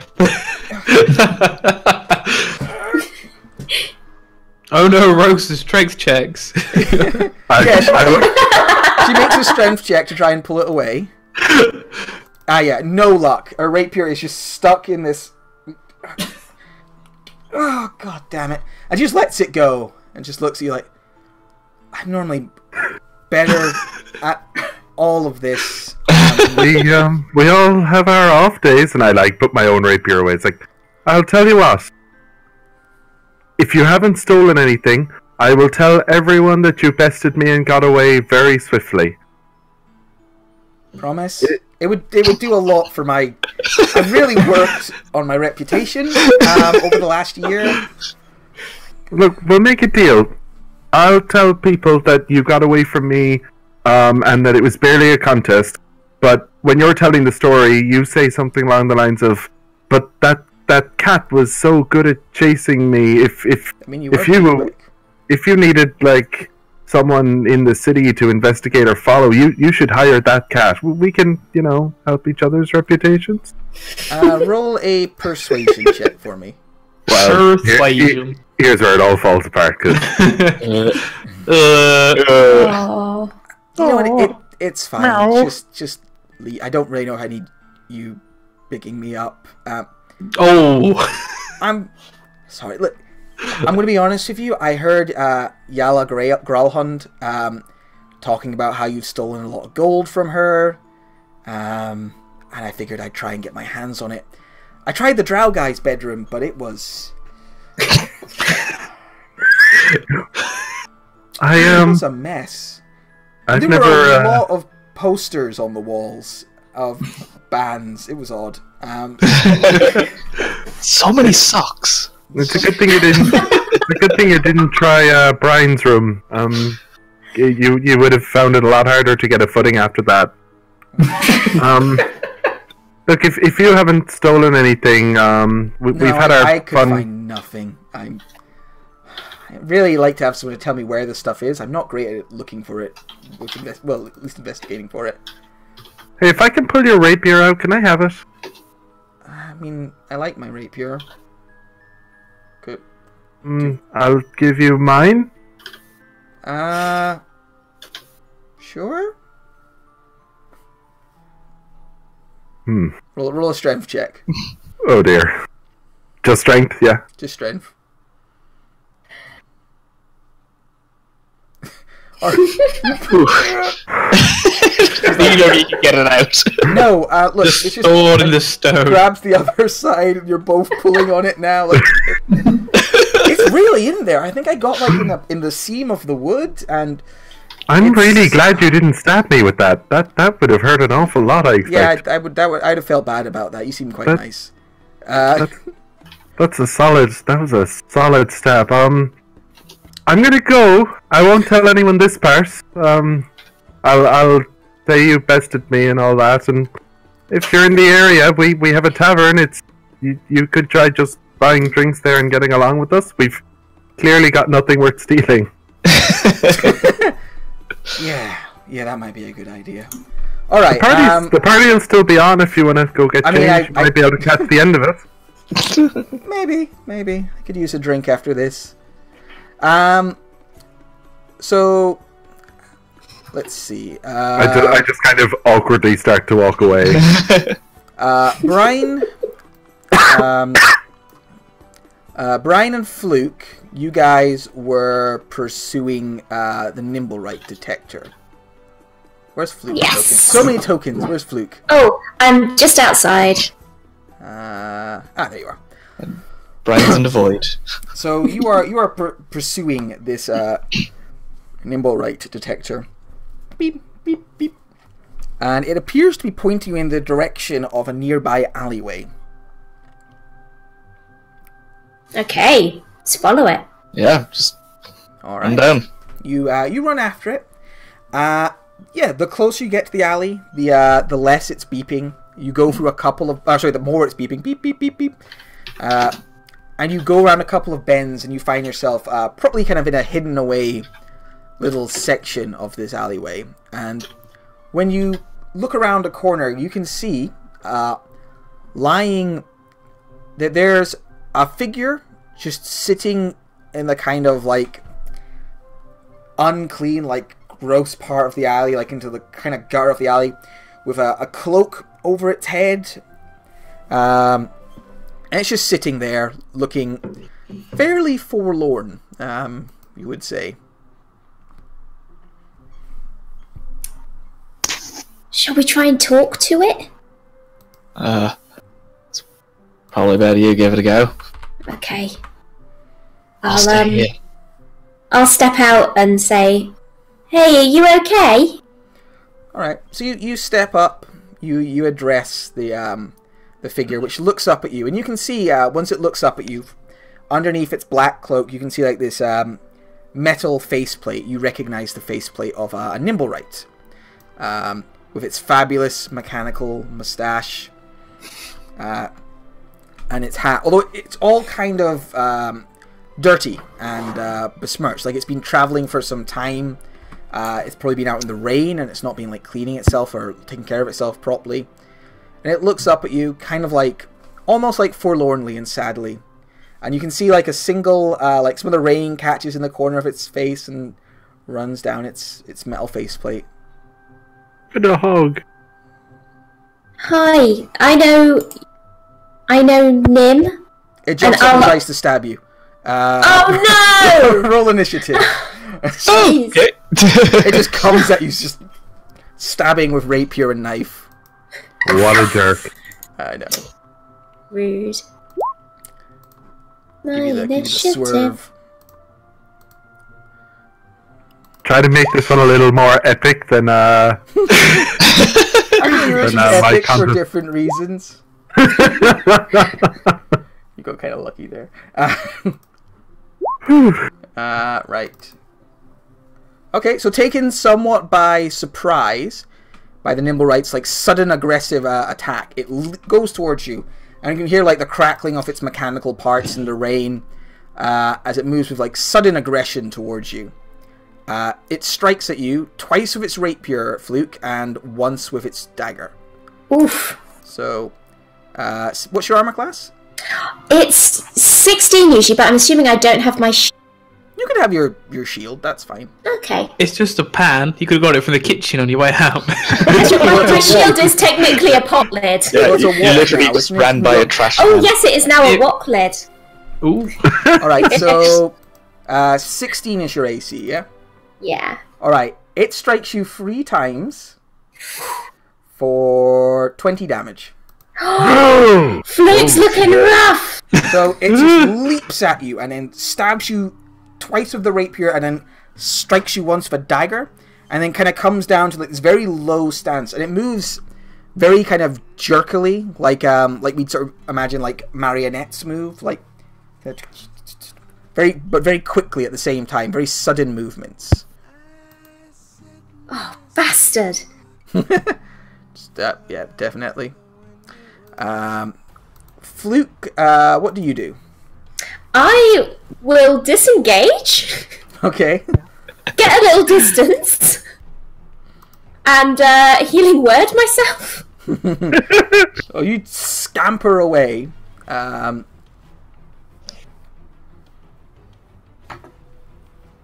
yeah, give yourself Nice. 5 hit points. That's much better. What's your passive perception, Brynny? 17. 17. Brynny, you hear the... What does Fluke's healing word sound like? Oh please, oh please, oh please, oh please. You hear the familiar begging of Fluke coming from a nearby alleyway. Oh, well, yeah, I'd run straight to it. Alright, roll initiative for me.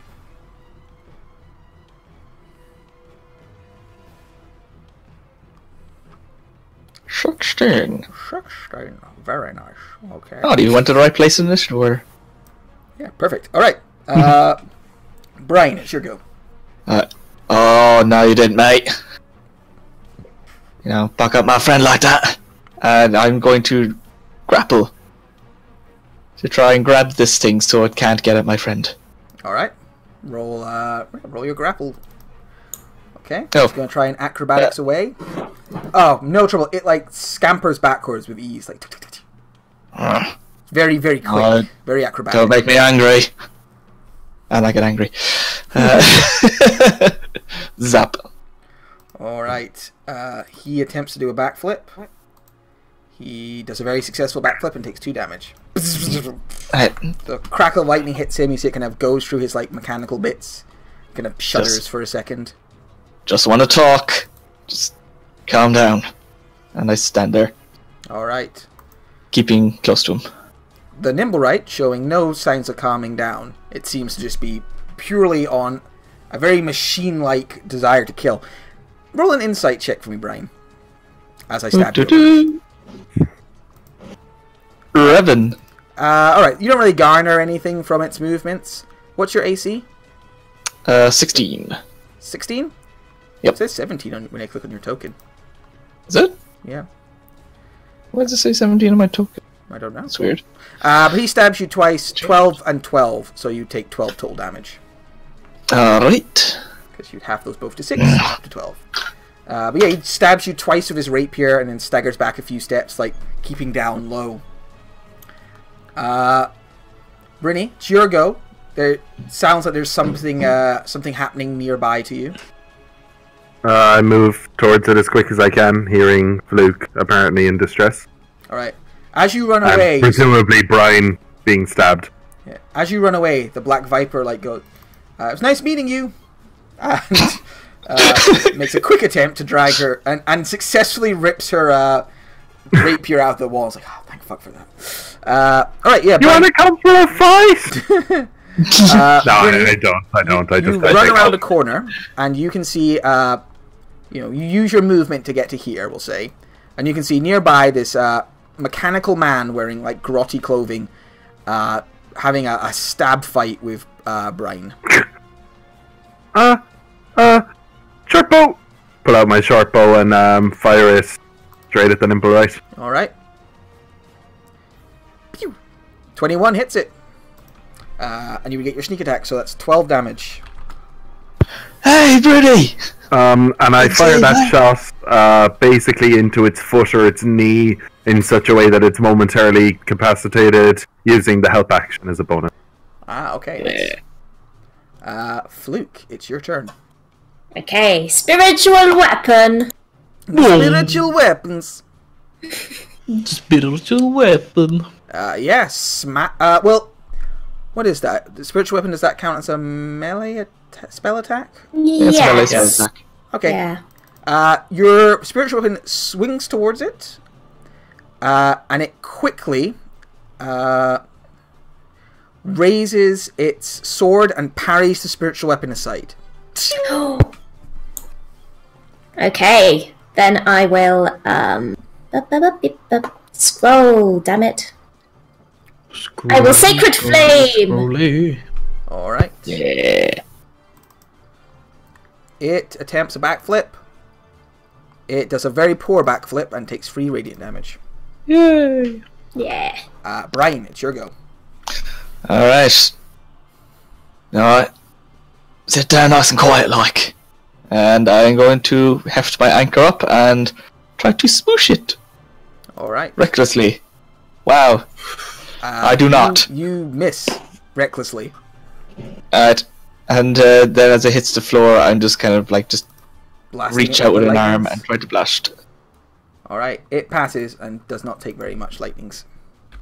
Ugh. Alright, could you just slow down for just a second? I just... Very quick. Meanwhile, back at the bar, Erlan, somebody wants a long vodka.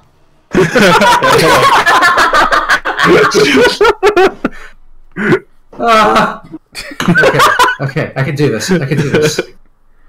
Tides of Chaos. Already used it. Okay, desperate. Alright. Oh no. Fuck, you put way too much of that, the stuff in it, and now it's all like, it looks really freaking strong and kind of gross. Do you give it to them?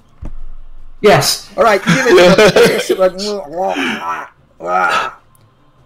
This vodka's too long. let me see who gets it.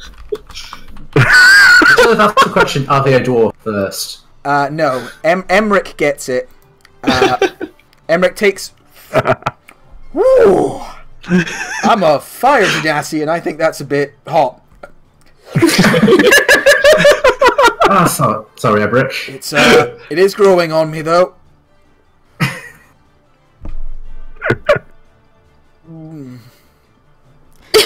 Emmerich puts his head on the bar.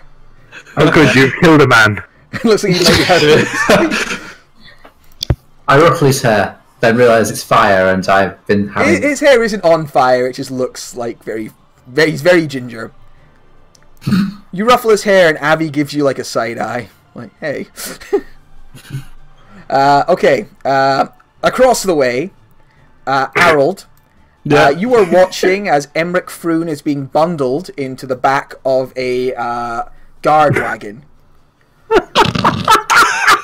He is The drunk car! Yay! he is insisting that he does not put piss. He has not been pissing in anything, and that there is not a goblin locked in his basement. But, they are mostly putting him in there for his own protection because there is a very angry crowd shouting at him. How dare you, you bastard! And they're like, "Come on, just get in before this gets nasty." Like, you know, like, but I haven't done anything. It wasn't. I haven't done. No, it was those folk next door. It was them, I swear. You should check their basement. I bet it's full of something suspicious. Oh, great, I'm going in. I'll try to start a chant. Emmerich likes to pissy drinks. Emmerich likes to pussy. Froon's a fool. Froon's a fox. Fucking cunt. Roll a performance check for your chant to see how you're. This is when you realize how actually dangerous bards are in the horrible things they can do to people's lives. Performance, yeah? Performance. This is also actor, I think. So I might get... Maybe. Maybe. I don't need it. Oh, there's a good chant going. Somebody throws like some cabbages at him, and somebody like pours their drink on the floor.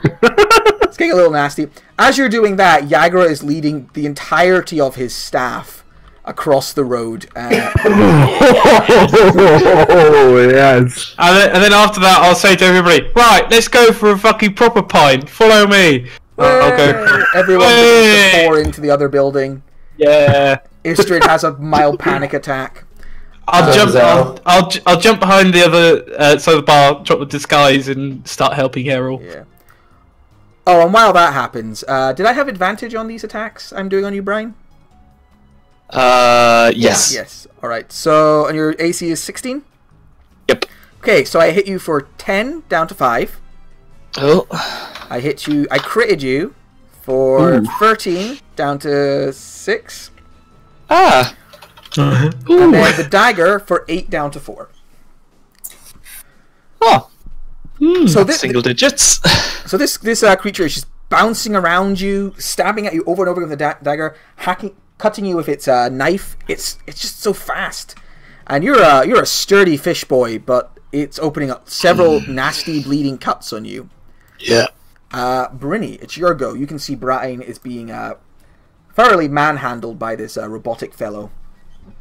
Right, I better get in there then. I drop my short bow, pull out my rapier, and once again, as a bonus action, I make a feint towards it to put it off balance, and then for my regular attack, I just stab at it.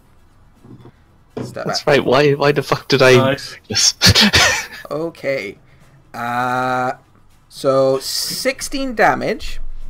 You do Nice. notice your rapier doesn't seem to be doing all the damage you would hope. I presume I noticed that with my bow as well earlier. Yeah, I actually forgot for your bow, so I'm just gonna give him like 2 hit points back. I've no choice. I've no. Yeah, I had forgotten like- that he had being a robot man, he's quite resistant to non-magical stabbing. As you do so, a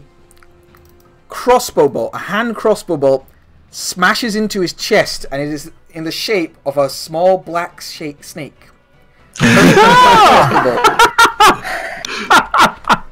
You look at the Neat. rooftops, and you see the Black Viper salute you and goes, "I told you I was normally better than that," and then she runs away over the rooftops. Neat. Okay. You I see made her a friend today. to jump from one building to the other. Oh my god.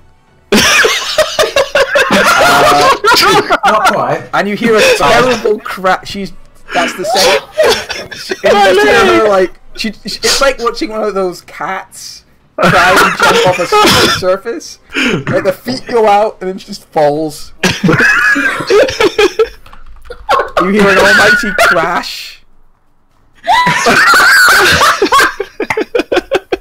And then you don't see her now. It was like kind of out of, you definitely saw her fall. Straight into a dumpster. Just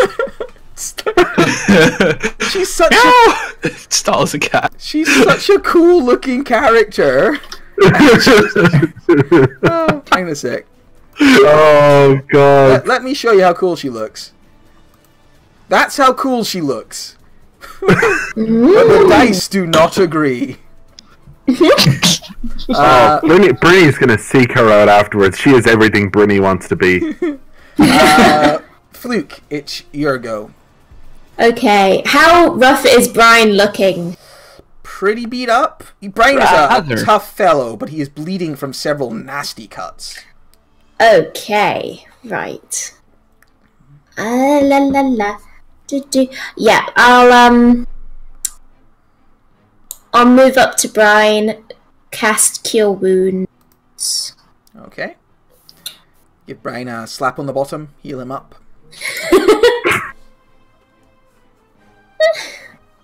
Not great. I'll back up again. And my spiritual weapon will take another swipe. Okay. It would have advantage. Oh, Unfortunately, the Black Viper used that up. But it wouldn't make it. You miss. It Yeah. kind of dodges. It's very quick and also quite hardy from all of its metal exterior. okay. Brian, you feel a little better now. Oh, I mean, you're definitely still raging because you're covered in pain. yep. Alright, Brynny's providing help from before, right? No, that's been used up. Oh, that's a term for. Oh, yeah. Alright. I probably don't want to reckless this, but I also think we need to put this guy down. So, balls to it. Let's just go in for a big smack. So, hammer up, right to clonk it right up on the jaw. 22 for 10. 22. Yeah, that slams into its jaw. It like does a backflip. You do it with such force. Does a full flip in the air, lands back on its feet, and Lightning shudders anchor. in pain. And then lightning kind of ripples through its body, and it takes the full lightning damage. Hey. Hey. Hey. It's starting to look kind of beat up now, but it's still got some fight left in him. Yeah. All right, Erlan. Avi is asked for a. Actually, let's see who's ordered a drink. I'll roll 1d4. 4. All right, Volo's come over. Oh, hey, Now, Volo. the problem isn't so much that Volo's ordering a drink. Volo's a talker.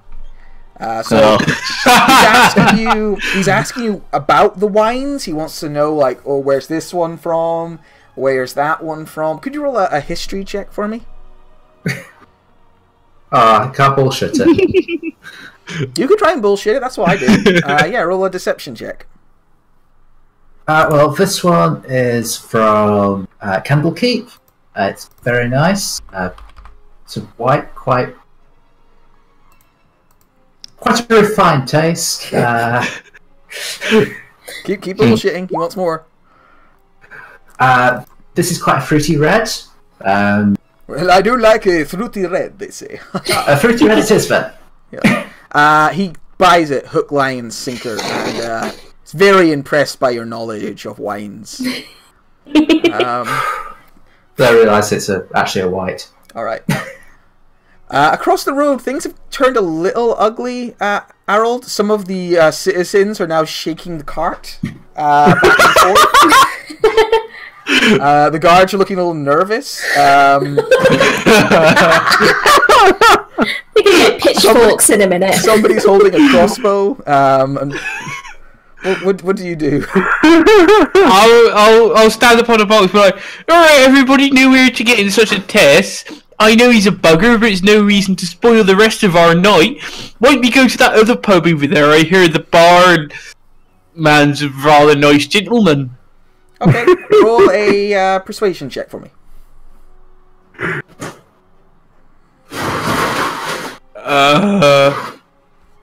Yeah, sweet. Ooh. All right. They all abandon their burgeoning riot and head across. Yeah. As they do, Erlen, you can see a bunch of other staff come in and go behind the bar and begin helping you out. Harold, as you're coming in, this rather fancy tiefling lady with a long jacket on and it looks like she's on her way out. Well, that's a bit. Oh, do excuse me, madam. Are you leaving so soon? The party hasn't really started yet. Bit busy for me. A bit upscale too. Yeah. It's a bit upscale. Well, the way you look, I think you. I've a look around. Well, you certainly look a lot better than most of the people around here. I don't see any problem why you shouldn't be here at all. Oh, I don't know. I was just thinking of heading back to the dock ward, a bit more at home there. I mean, it's not like... and the music's not really to my taste. I'm used to more sea shanties and the like. Well, I certainly can help you out there, my lady. If you stick around, I'll jump back there and get the boys in order. In the meantime, I will... Errol, something with rum in it, please, for this lady of the sea. Alright. She is momentarily dissuaded from leaving. Okay, and then I'll fetch a rum and I'll go join Three Strings. Good. So while the important stuff is happening, Brian, you, 9 halved to 5? Halved to 4. And 11 halved to 5, so that's 9 damage total. Still up? Yeah, I am on 4 health. And then the dagger for 4 damage. Oh! Is that 4 total or 4 halved? 4 halved. 8 down to 4. Oh, So- well, that exactly puts me down. Ah! So this Nibblewright jumps around you a few times, sort of hacking at you, forcing you to open up your guard as these kind of nasty puncture wounds in your arms. So you drop your anchor for a second. Then it comes in and just cuts you across the neck with its blade, and you fall to the ground. The blood loss causing you to go into shock. Brynny, it's your go. How is the Nymphorite looking in terms of... Pretty damaged, pretty darn damaged, but still fighting with a great aggression to it. Alright, I'm gonna stab again with the rapier, taking no care to be non-lethal because I'm terrified for Brian. Okay. Wow. Yeah, you. I don't have sneak attack because he's It's true. You don't. he's incapacitated. That's a So shame. it's 11 damage. Go halved to 5. All right, you drive your rapier through its torso, and on a man, you would have like ran it through the heart and killed it, but you kind of just hit like gears and stuff. When you pull away, one of its arms like falls limp for a second. It looks at the arm, hits it. It's still going, but badly damaged. Okay, I'm gonna like flourish with it as I pull the tip back out to kind of push it a little as it goes to knock it off balance. Oh, help as a bonus action. All right, Fluke. Ah! Right, so I'm going to run up and cure Wounded Bride again. I'm going to do 2nd level this time. Okay. Yeah.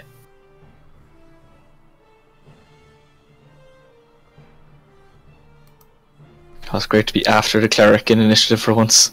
It's just the place to be, isn't it? Yeah. That's a weird way of doing that. Yeah. 11. Yeah. It's correct though. Yeah. Yeah. All right, Brian, you heal 11 hit points. Nice. Fluke, do you want to do anything else? I will also have my spiritual weapon whack at it. All right, so the big ladle tries to land on its head. It would have advantage because of Brynny's efforts. But it misses. It sidesteps it. Really? Oh, shit. Just dodging the attack. And then preparing to come in and do damage to the rest of you. Oh, yeah, yeah, I'll stand my ground, I guess. All right. Brian, it's your go.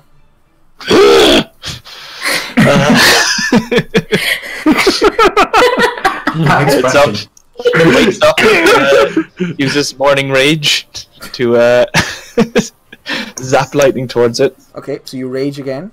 Yeah. All right. Nimble Right makes a dex save. It passes, so it takes 1. Alright. Now I grab my anchor. I'm just going to like, from crouch, I'm just gonna like ram it into its chest. All right. Just gonna like ram an anchor into it, try and pin it against the wall, and damaged it. Alright. Oh, then fuck it. 21. 21. 12. All right. It brings its sword up to parry you, and your anchor crashes into its blade, pushes it back with pure brute strength. And it slams into its chest, and the anchor just carries on through. Bits of machinery fly out of its back and hit the wall with a loud clanging noise. Ding, ding, ding, ding. And its like mechanical head just falls and lands on the floor in front of you. And it has been destroyed and scattered before you. Oh, thanks God for that. Oh, shit. Am I gonna be carried away there? Are you okay? It stabbed you an awful lot. Yeah, I got this weird feeling in my, like, inside. And my outside. Yeah. Actually, everything. Pretty much everything else right now. Knowing absolutely nothing about these kinds of mechanics, I want to go through the remains and see if anything weird sticks out about it. You cool handling this? I got someone waiting for me back at the bar. I got it. You go lie down or something. I'm gonna go bleed there for a while. You will handle this. Alright, see ya. Brynny, when you look over the destroyed Nimble Right's body, let me just bring it up so I can give you the exact right information, but you do find something on it. Ooh. It's at the end. No, it's at the beginning of this one. Yes. There we go, setting the stage. Okay.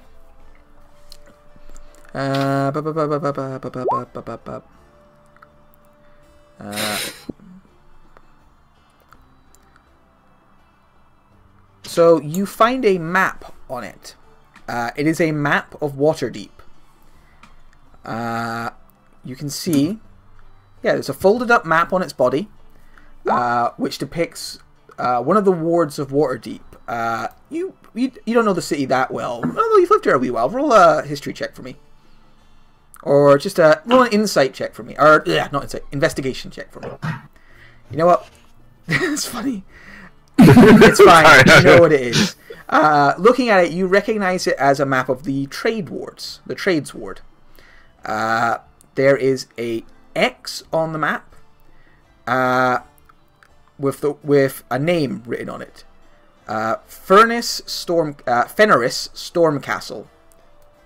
is written on the map. Whoa. It's a good name. Fenris Storm Castle. Fenris Storm Castle is written next to this big X on a map of the Trade Wards. Yeah. Does the name mean anything to me? Roll a history check for me. No.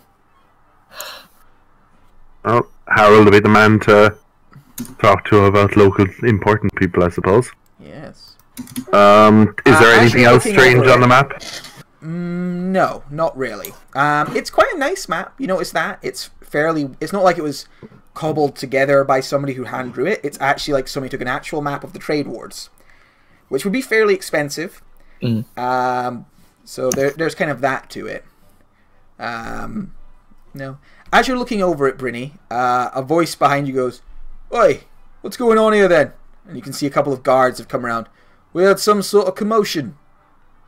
I would like to, as quick and as quietly as I can, pocket the map, with the goal of them not noticing if possible. Sure. You slip it in your pocket. They give you plenty of warning, so there's no need to roll or anything. Is Fluke still here? Yeah. Yeah, Fluke's hanging around. Yeah, I wanted to get its head so we could get back to Right, so these guards look around and they're holding this, like, mechanical man's head. Yeah, we're just taking care of this monster thing. We were asked to destroy it, and we have. Monster thing? And they look over. Yeah, look, it's a robot. It liked to stab people a lot. A lot of stabbing. I mean, as you can see, I'm actually quite hurt. Fair enough. Have a nice evening. And they turn around and You walk too. off. This is so small on their level of weird things tonight. They're just like, "That's fine. Have a lovely night." Guard Juicy on Waterdeep, where you could find a priest and a cat stabbing up a robot in an alley, and it's not even the worst thing that'll happen to you that night. Quick, we've heard reports of a possible riot a few streets over. Alright. Brian, you stagger back into the back door of your establishment. When you do, you hear a sea shanty in full effect. Harold, roll a performance check for me. Oh dear. I hope it's chicken on a raft. I love that one. It's cockatrice on a raft. Hey! So you have this large group of like fine, upstanding, noble folk, and regular folk as well. But even the finest of the noble folk, even Yala Gralhund, is currently engaged in this bawdy sea shanty song. Just hey yo, properly into it. The whole pub is in the most raucous atmosphere. You can see Vajra is like, involved in it. She's got the black staff and she's going, hey, it's like, Errol is watching that staff in terror. You have some idea of the destruction it could waylay. Oh dear. And you can see, mesmerized and completely at home, Razla has stuck around to hear this wonderful body sea shanty. Lovely. Hey! Is Barnabas and Co turned up again yet? Yeah, they've turned up. I think Barnabas was going to go with, but they were like, "You're a bit drunk, Barnabas. Just head inside there." Just give me past there a sec. Hey,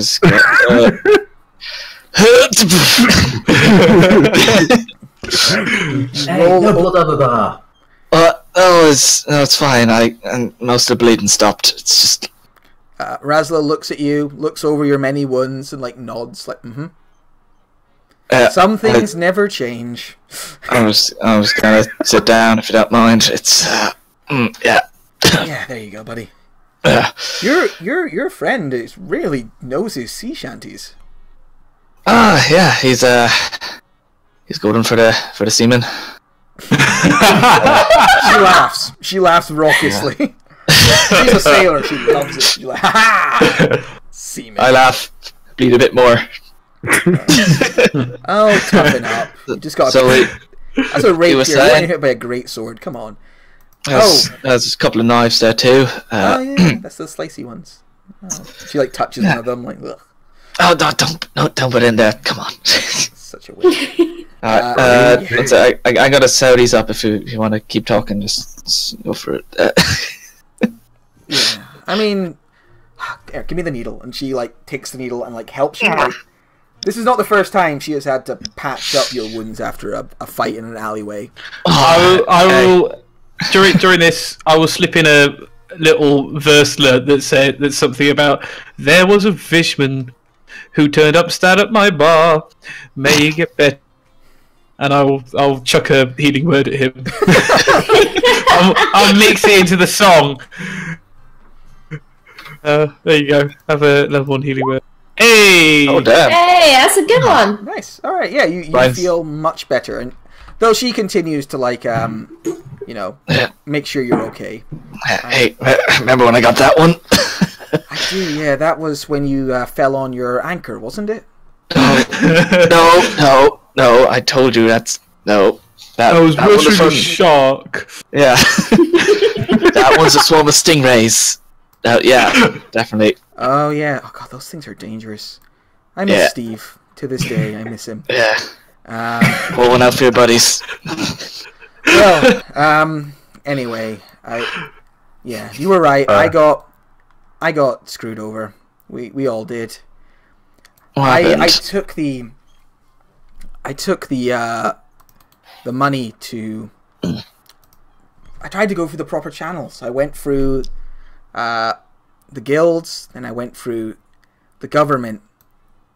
I went for the office of Neverember himself. By the time he was done taxing and claiming certain things were still held up on rights, there was nothing left. I mean, we're lucky we didn't owe him money by the end of it. Then a couple of years later, he gets dethroned. All the embezzlement stuff comes out about it, but I've got no paper trail back to it. He scammed us. He took everything. It all added to Neverember's fucking personal fortune, I assume. So I got shafted by a lord. Well, shafted by can't say I'm surprised. The Open Lord himself. I can see why you could have trusted him. He kind of seemed a bit official-like. Yeah, I mean, I thought I was doing everything the way it was supposed to be done, but it didn't work out. Nope, you should have just told us earlier. I was embarrassed. Let the boys know. I was supposed to be the one in charge, making everything work. I was the official one. That was my job, and I screwed up. I don't know. I think you screwed up more not by letting us know. Come on, you're the captain. Maybe. You said that, we all would have rounded up the boys, got a posse, gone down to the Open Lord's house. And died in impressive fashion. We got arrested at least. You know, at least it would have been a story. I'm sure it would have been. But that's what happened. Now you know. I didn't steal from you. Another crew didn't steal from us. Waterdeep took it all. We were never... No, Raza. We all liked you. We were never annoyed that you weren't able to pay us. We were pissed off you didn't let us know. You didn't trust us to... What happened? Even if it was embarrassing. I've seen you do some dumb shit in my days. You've seen me do it. We laugh, we move on. I saw you fall on your anchor. That was one time, alright? It's really heavy, okay? I was told it's a very inefficient weapon, and I really shouldn't be using it, but it's part of the look. It's fine. It's stylish, yeah? Yeah, but... Look, all that stuff's out in the open now with Neverember. I'd say, some other day, we go down to Manda's Guild, let people know what happened, and look, we'll put in a good word, alright? We'll get you back on your feet. Not a few to waste away. Improve my reputation again. Maybe get out on the water a bit more. I do miss it. Oh, we're round up some old boys again. We can't stay angry forever. How's Salty Pete doing? Oh, still doing good for himself. Yeah. Still got the eye thing? Oh, yeah. He goes by Bilgy Bob these days. Likes to switch it up. That's right. Yeah. No, Bilgy Bob was the Runty Minotaur. Salty Pete was the centaur with gigantism. Do you remember him? Oh, yeah. Yeah, I don't know how we have fit on about, really. We used to just kind of... Remember, we used to just... we told him it was too small for a house, so we just made him a raft and just kind of, like, dragged him along for a while. Good times. Oh, I hated that. You really did. Good times. Then we used to make him, like, swim out in front and, like, pull our shore boats ashore instead of having to row. Straight. He was really, really strong.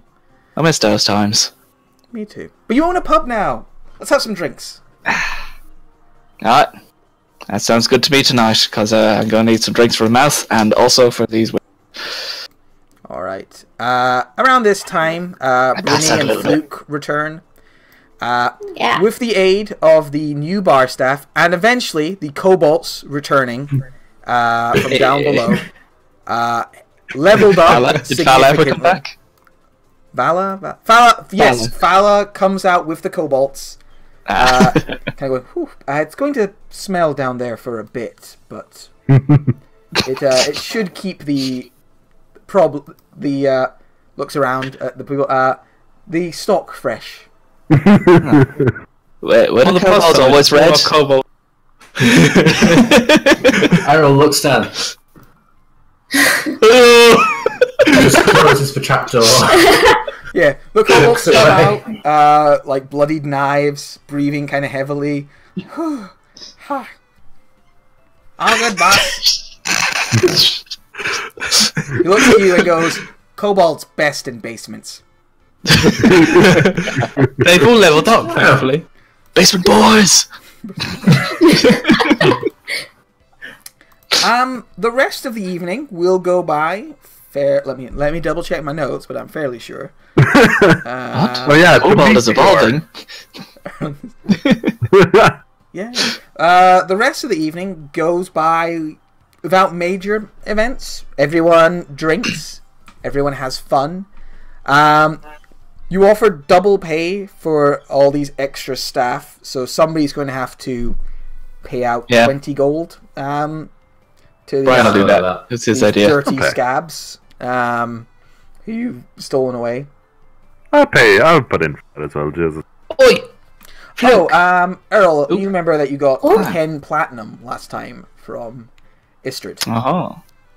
Oh, yeah, I would have distributed that. Okay. So everybody should have 2 extra platinum on them from last week. Hey!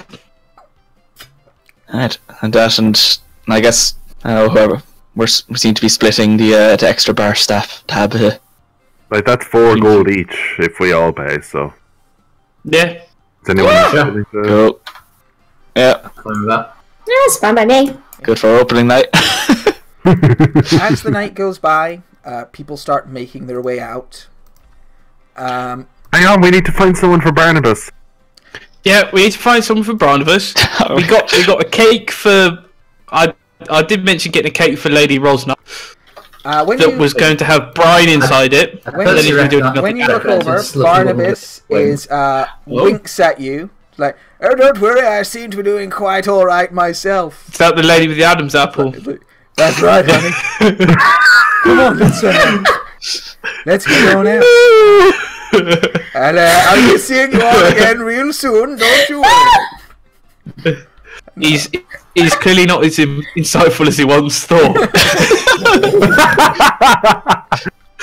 Okay, now's the moment. Errol, cast an irrelevant spell.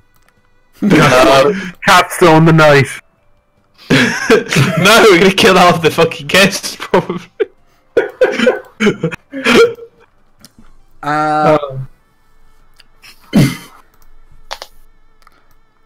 Brinny, could you roll a perception or insight check for me? Oh. Cool. Cool. Yala, Growlhund, leaves fairly quickly, kind of giving you all the evils on her way out. And yeah, they kind of go to wonderful evening, everyone. You've been lovely enough to host me here in your fine establishment. So if you're ever wanting a good meal and you have a night off from your busy lives, come round to my manor and I'll have a good meal cooked up for you. It's always good to meet up and coming adventurers with a love for their local community. I've heard about the good work you've done for the Lord's Alliance. And Mert heads on out. Out I go. Well, good meeting, mate. I'm safe. Conley leaves. Yeah. Oh, we didn't get fucking Zardos to come. I know, I forgot about Zardos. I think he might have been a bit too much to handle. Yeah. Goodbye. Also, Throw it to the noble woman. Did we? Before everybody leaves, I'd try to get everybody to do a round of happy birthdays for Lady Rosnar, and maybe a cake if we thought that far ahead. Lady Rosnar. Yeah, you could have a cake. Fluke could have cooked up a cake. Can we have Brian inside the cake? Sure. Roll a wisdom check for me. Brian requests a short rest before entering the cake. You cut the cake, Brian gets stabbed again. Unfortunately, doing a man-sized cake, even a small man-sized cake, is a high task, and you were not able to create the cake that you wanted. It looks awful, so I cast Thaumaturgy to make the candles turn different colours. I used to try and make it look It's a rave cake. And you all sing happy Like that's birthday. disguised cake. Lady Rosnar is very happy with her party and gives Harold a kiss on the cheek on the way out and shakes his hand and thanks everyone for everything, and she might be back sometime soon. Hooray! She heads on out, very pleased with her wonderful birthday. Good to meet you. Harold, who was that? That was the lady we're holding the birthday party for. Oh, why are you holding her a birthday party? Mate, like, she's like one of them noble fuckers, and she wanted something a bit more down to earth rather than the hoity-toity things of the upper echelon. So she had a good old-fashioned laugh and sweaty dance around in our tavern. I thought it went rather well. Oh. And at the end of the night, it's just you lot, the kobolds cleaning up, and a few sort of close friends. You got Rainier here, Volo, who is very drunk and talking non-stop, Avi and Emmerich, who are having a great time. Emmerich eventually wakes up and begins drinking again. Hardy constitution lad that he is. And you all sort of gather around, and they thank you for the time, and they also wish you a good luck with your new place, and they toast your fine new establishment. Hey, you all drink long into the night, long past the official closing. Yeah, you invite Yagra inside as soon as most of the crowd's gone. Yagra, Troll. to the teetering troll. Teetering troll. Teetering troll. teetering troll. Intro. Most of Brian's bodily fluids is now alcohol. Yeah. Same for Fluke, I think. And yeah, the night goes by after that with lots of drinking. Midway through the drunken good times, who's the one who's been Estrid would take Erlin aside. Rips her She's beard gonna off, convert him. rips her beard off, throws it on the ground, brings out a big money pouch, puts it in your hands, and goes, I'm gonna find somewhere else to stay. And heads out the door. Oh, all right. 40 platinum pieces. Nice. Wealthy woman. I felt like that was a win.